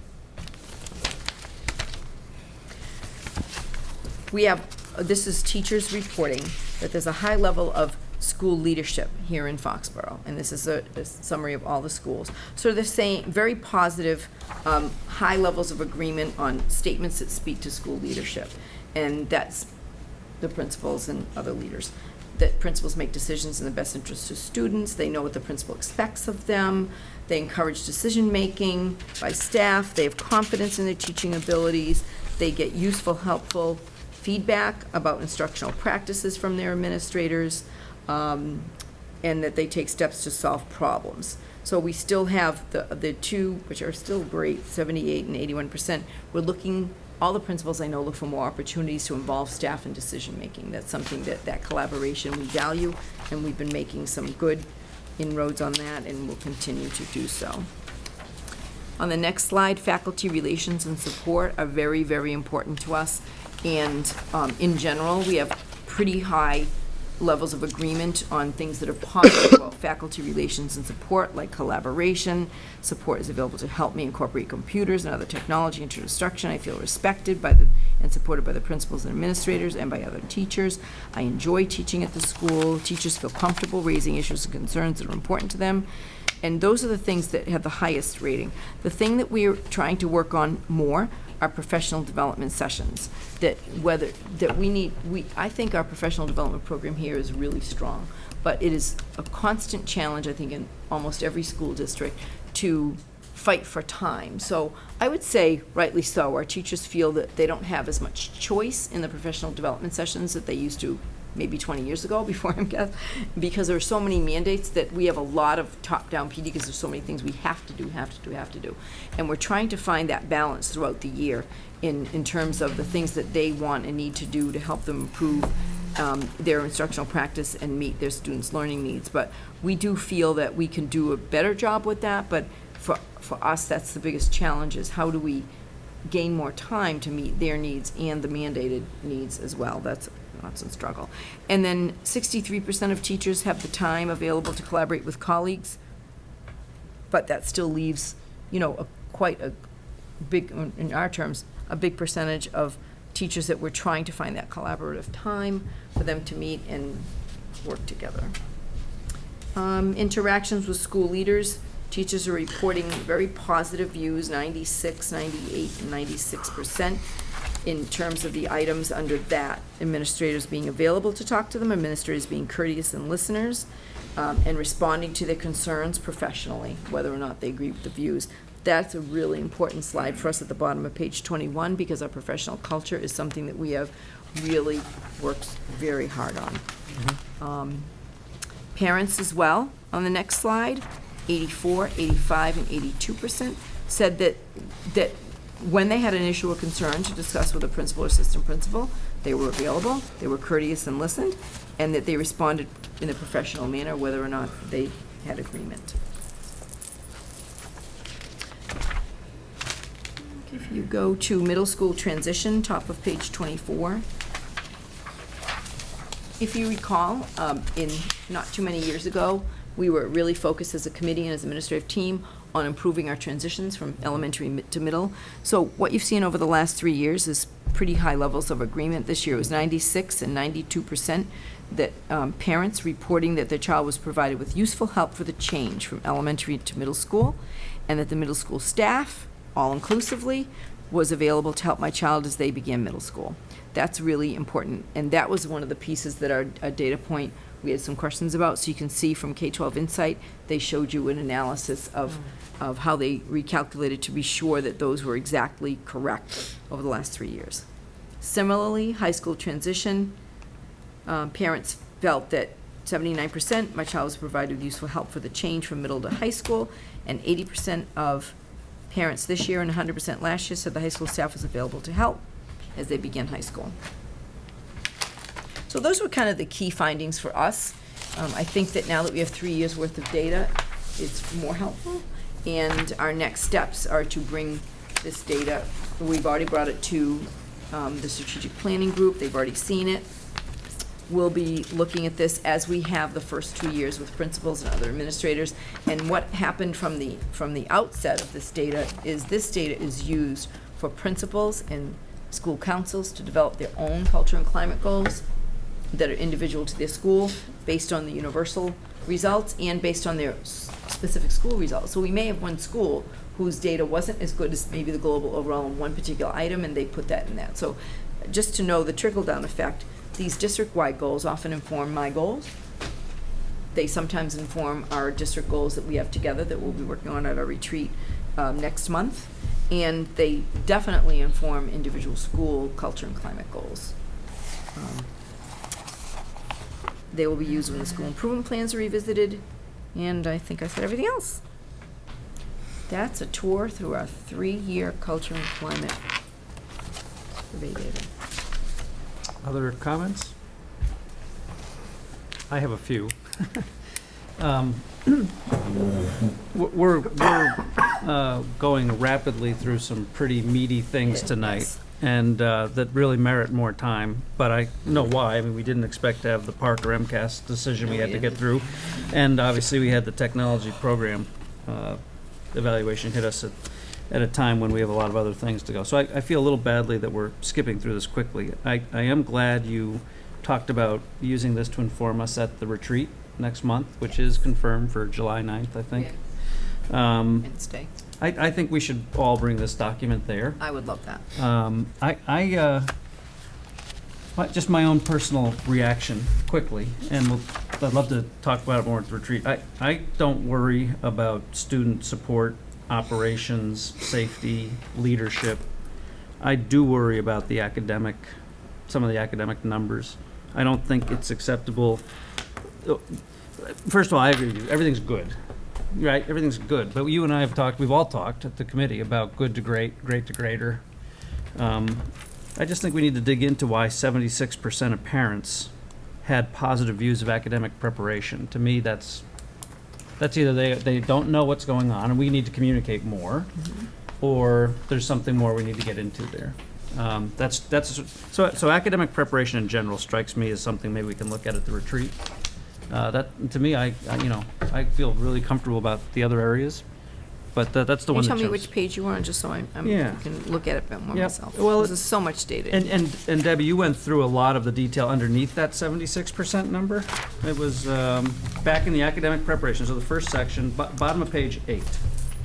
Oh, sure, And you went through the detail. sure. And So we if you talked go to the about- detail, right, which is on which we did. page 12, Yep, which we do. We went through that in depth. We talked about what might be some of the, those three areas that I highlighted are the reason that Yep. it got pulled down to the 76 or 78.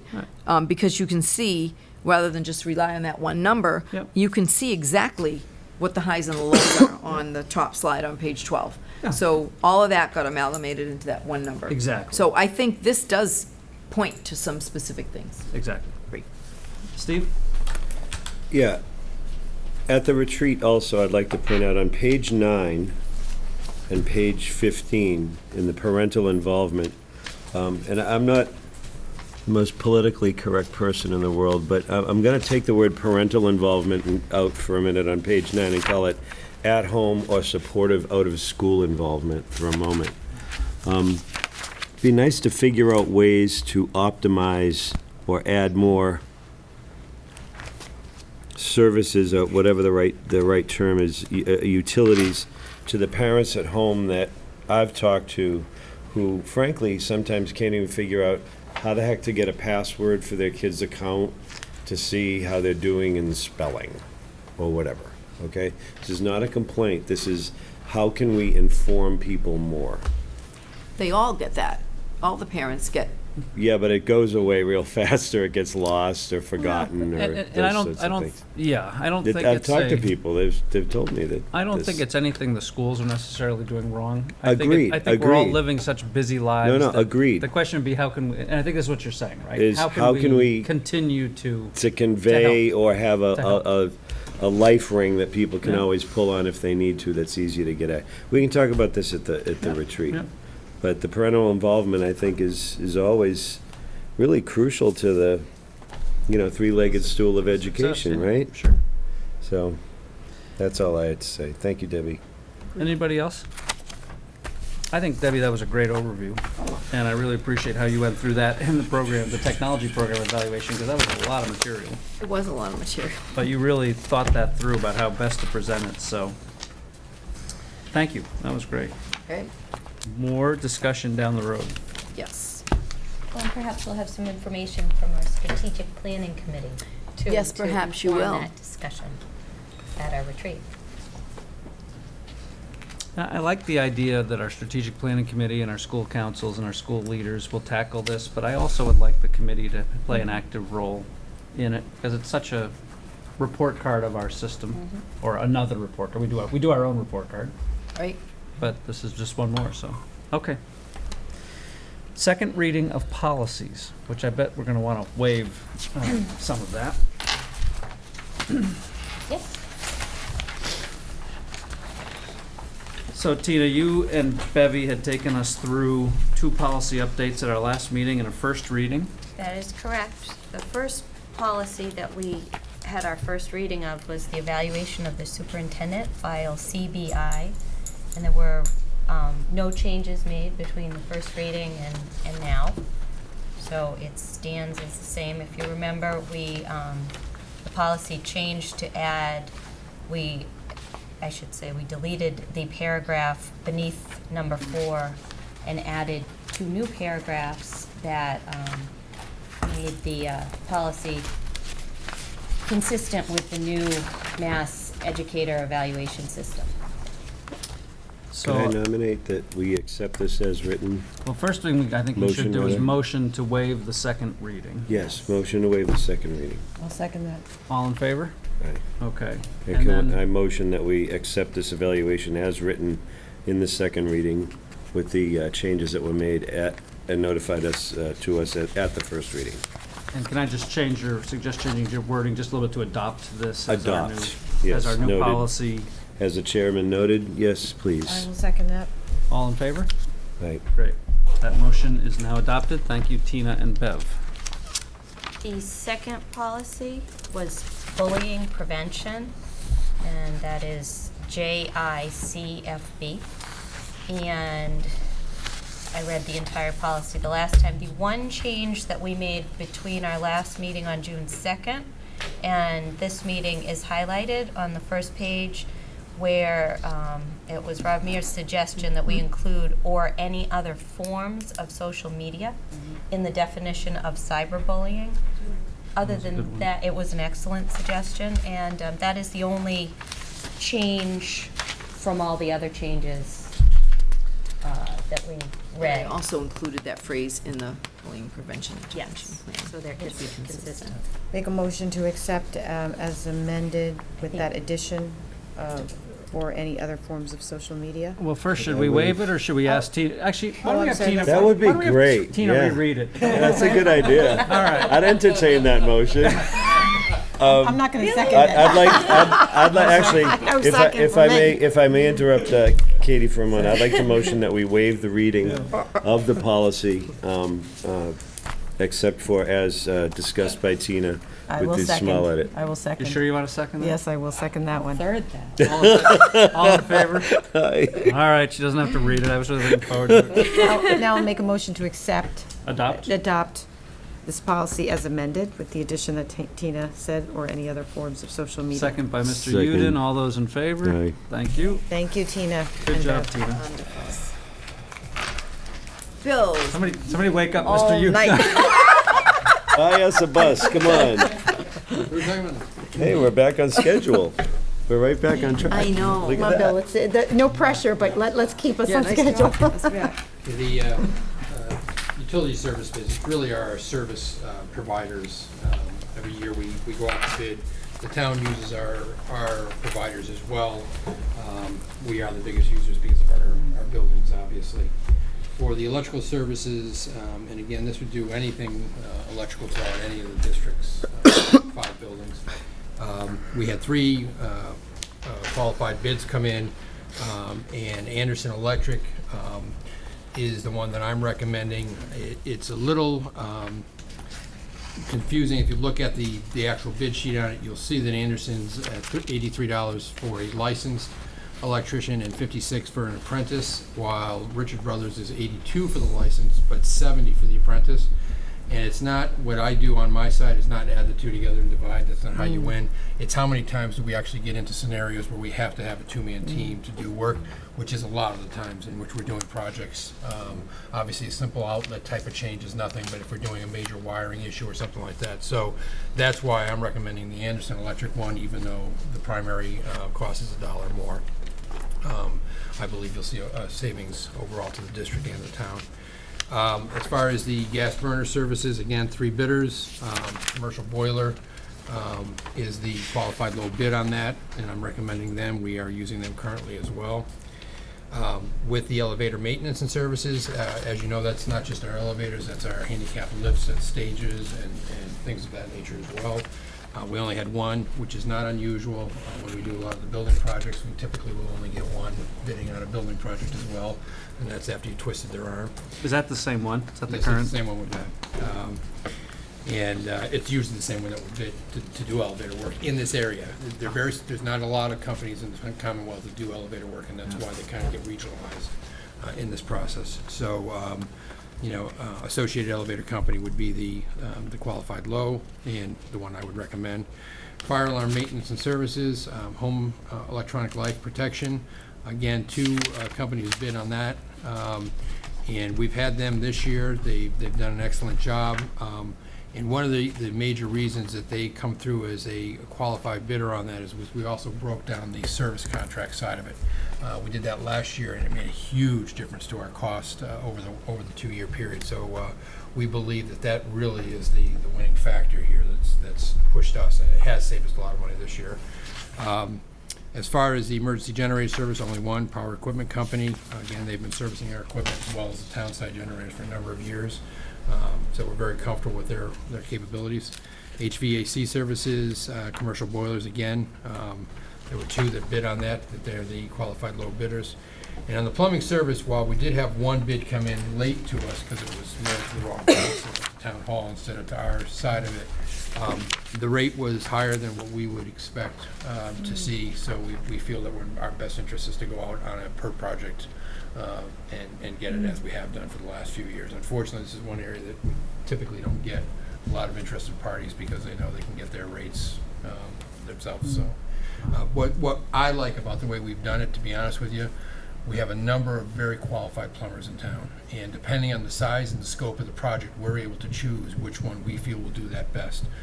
Whereas if we lock into one at this point in time, I've got to use them for everything, and if it's a high rate one, then I'm kind of locked into the high rate for everything I do. So, yes, Jim. I agree and understand everything you just said about the plumbing. I just have a question. I have no idea what the answer to is. Do we have a plumbing service at arm's length for any kind of catastrophic problems? You know, the 24/7, oh crap, you know, something's leaking down the high school hallways. Well, and again, that's why I think what we've done has worked well for us. Like, do we put somebody on retainer for 24/7? We don't put, nobody's on retainer for any of our services that we provide. But what basically happens is, because I've got 4 to 5 qualified plumbers in town that we can call on, we just go down the list. And we have never, knock on wood, had a problem with being able to get someone to show up immediately. Okay. So it's never been an issue, and it's the same thing for electrical and stuff. Even though we sign these guys up, you know, quite honestly, they still have to be able to show up no matter when. And not all of these are huge companies. These are, and they realize that this is a good gig for them, so they do. Thank you, Bill. Foxborough has good plumbers. Yes, quite a few.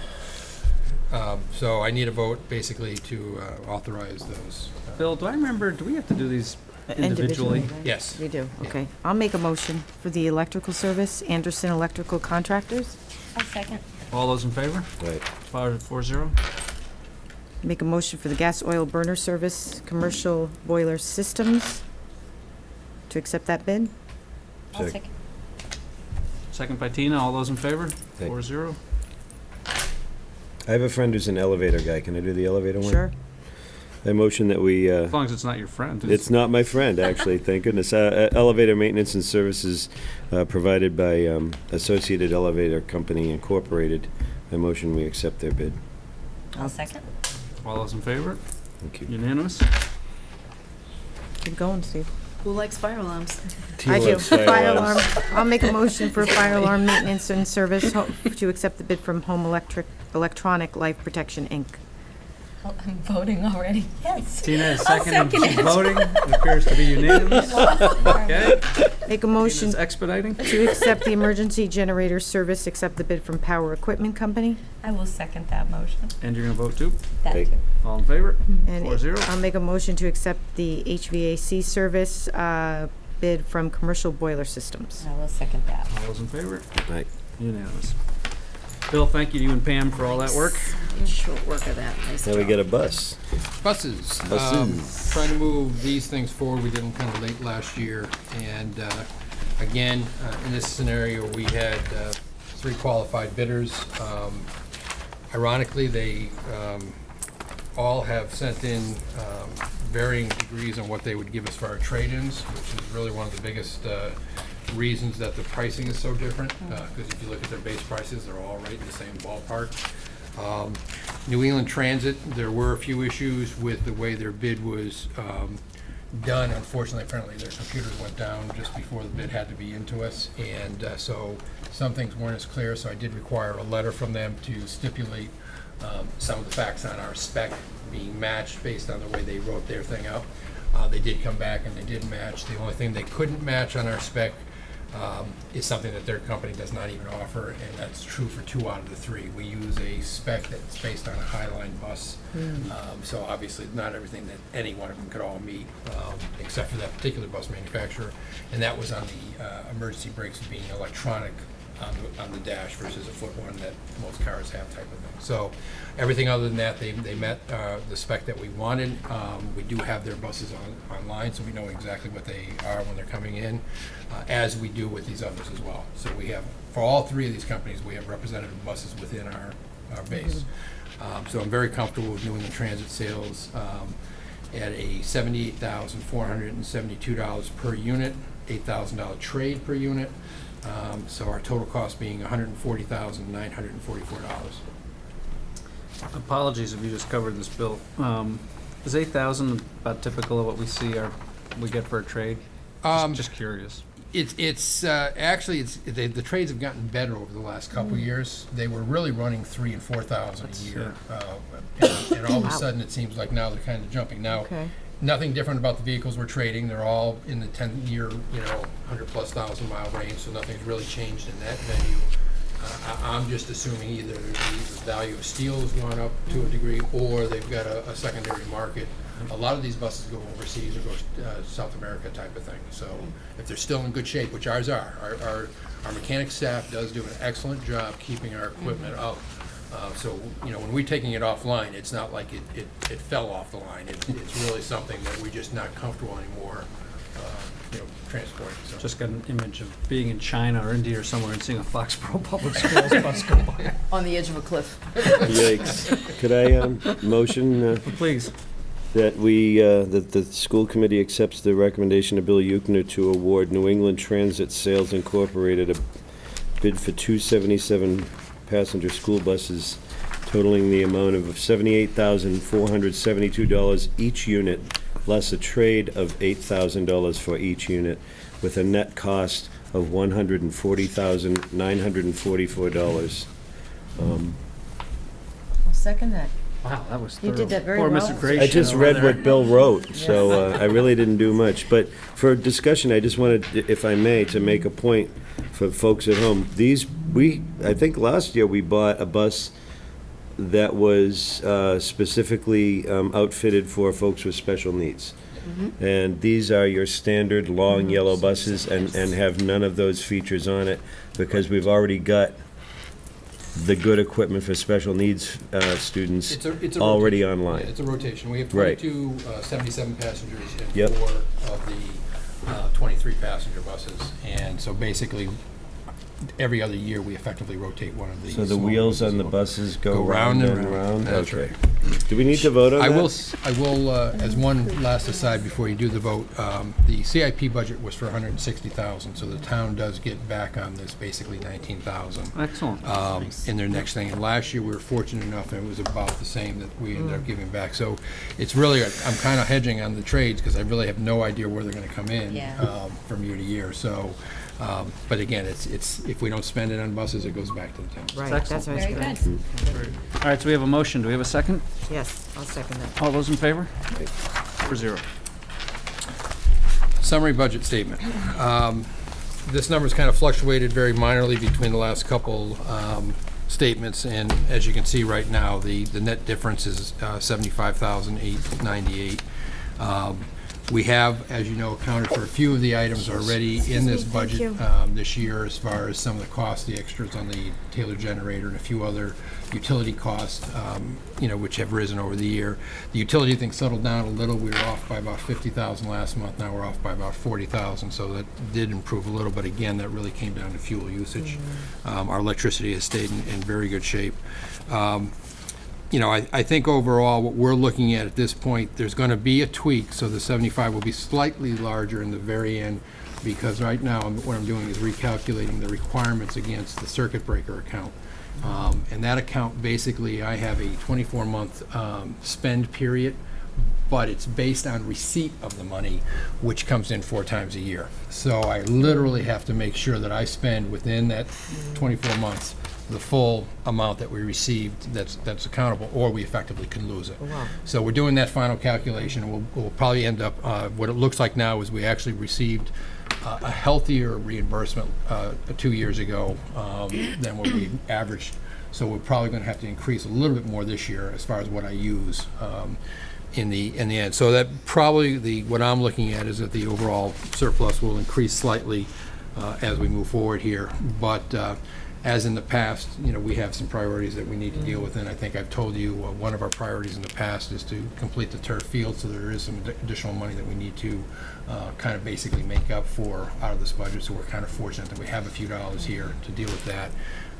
We are completing the data room as well, which we've all talked about, so a few dollars will be needed for that, and then we have a meeting with our administrators tomorrow to go over what our needs are on some of the classroom technology issues that we could, kind of make up with some of this money. So what we've tried to do in the last couple of years at the end of the year is really evaluate needs, so we don't have to go back to the town for some of these things. And I think we've been very successful in doing it. The administrators have been very good as far as understanding For this. example, if we had a grade level where everyone but one had an interactive whiteboard, we would look to use some of this to make that right. So we look to square away at the end of the year with things that are either inequitable or the things that we've already discussed with you that we're moving forward with.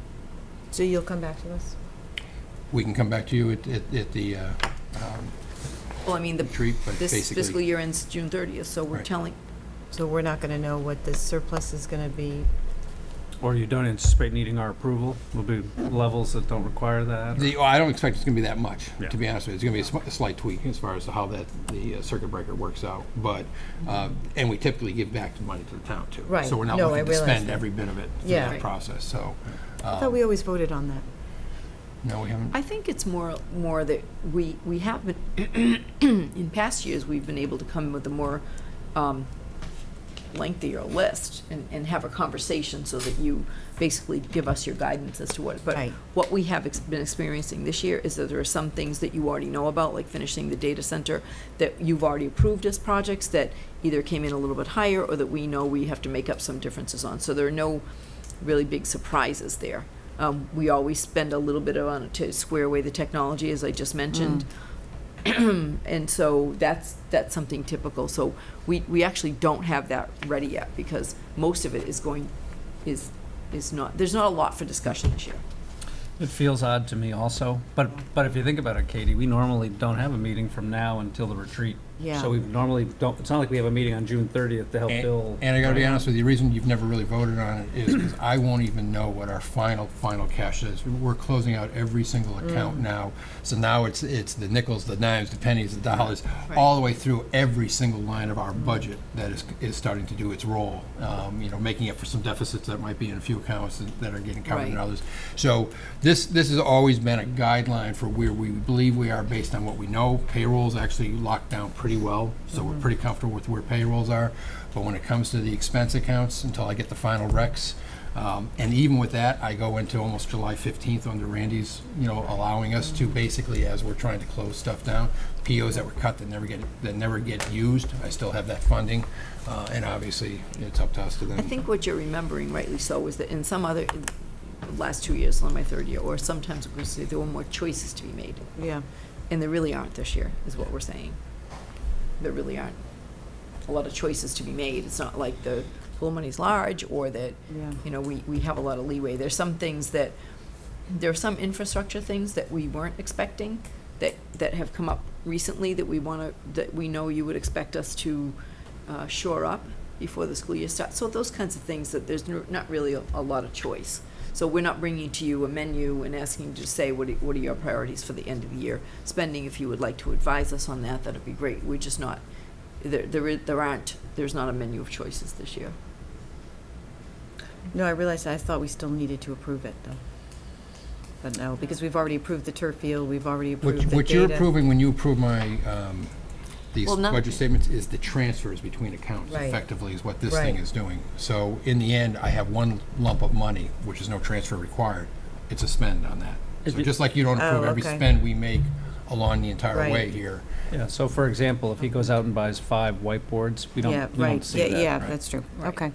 Or if the salaries came in a little bit higher than we expected, Have made it to other matters. We have made it to other matters, and I want to thank Rob Muir, first of all. He's my first other matter, most important matter. Just There having you you go. here at the table has been really helpful I was this actually year. going to thank you all Yeah. for And this. to Colleen It's been- McDonald as well. I know Colleen mentioned she didn't think she could continue next year. I'm not sure what your plans are. You don't have to say if you are or not. So we'll find out. We'll be surprised in the fall. How's that? But it's really been helpful to have your voice here, and you made some great suggestions. Yeah. And so if we see you here, that'd be wonderful. If you feel you can't, we're going to stay in touch because you've really done us a great service. So I need to return the favor and do something great. You're going to your junior year, right? Yes. So hopefully you'll decide to join us. But if not, you'll be thinking about what I can do for you. Imagine missing out on this riveting material. Oh, budgets. So I just want to thank everybody for a great school year. We've got a week left. Week from today is our last day. So thanks to all the parents who send us fantastic kids. Thanks to the school committee, our wonderful teachers. And graduation was terrific. Another great group of kids moving on. The Ahern last Friday raised $17,300 in their charity walk for Progeria research, and I didn't want to end the year without saying that. So kudos to everyone who's worked so hard, and all the NPS celebrations have been great. Gina? I have nothing. Amy? Steve? Yeah, I have something nice from graduation. The graduation was beautiful, the speeches were wonderful, and, you know, the family moments and all that, but there was this one little moment that happened and that I thought was sort of beautiful. That was, I don't know who the student was, but she went up and she got her diploma and her cap fell off. And I remember sitting there and sweating in my gown and seeing Deb tend to it, because it was one of those like, oh no, my cap came off, and just one of that was a beautiful little moment where you helped her, because it was an awkward moment that turned into something just lovely. Great kid. So And thanks a lot. People were helping her adjust Yeah. the cap, and The it darn was thing back wouldn't stay on, and I was yeah. on the other side of the stage, but she was about to turn to get her picture taken with you, Katie. Yeah. And when she was about to turn, thinking it was on, I saw a big poof of hair, like when you're trying to straighten it out, and I thought, oh no, she can't have her official picture taken with the hair because she doesn't know it. So Yeah. that's why I ran across the stage and went No, like it this. was nice, thanks. I want her picture to be beautiful Yeah. as she is. Well, thank you. Made my Anything day. else, Steve? Thanks. That was nice. It's in the job description somewhere. It is. I'm superintendent. I'm a little mother hennish, and that's okay. Katie? Yep. No? Bill, Janet, anybody? We can stretch Motion it. to adjourn?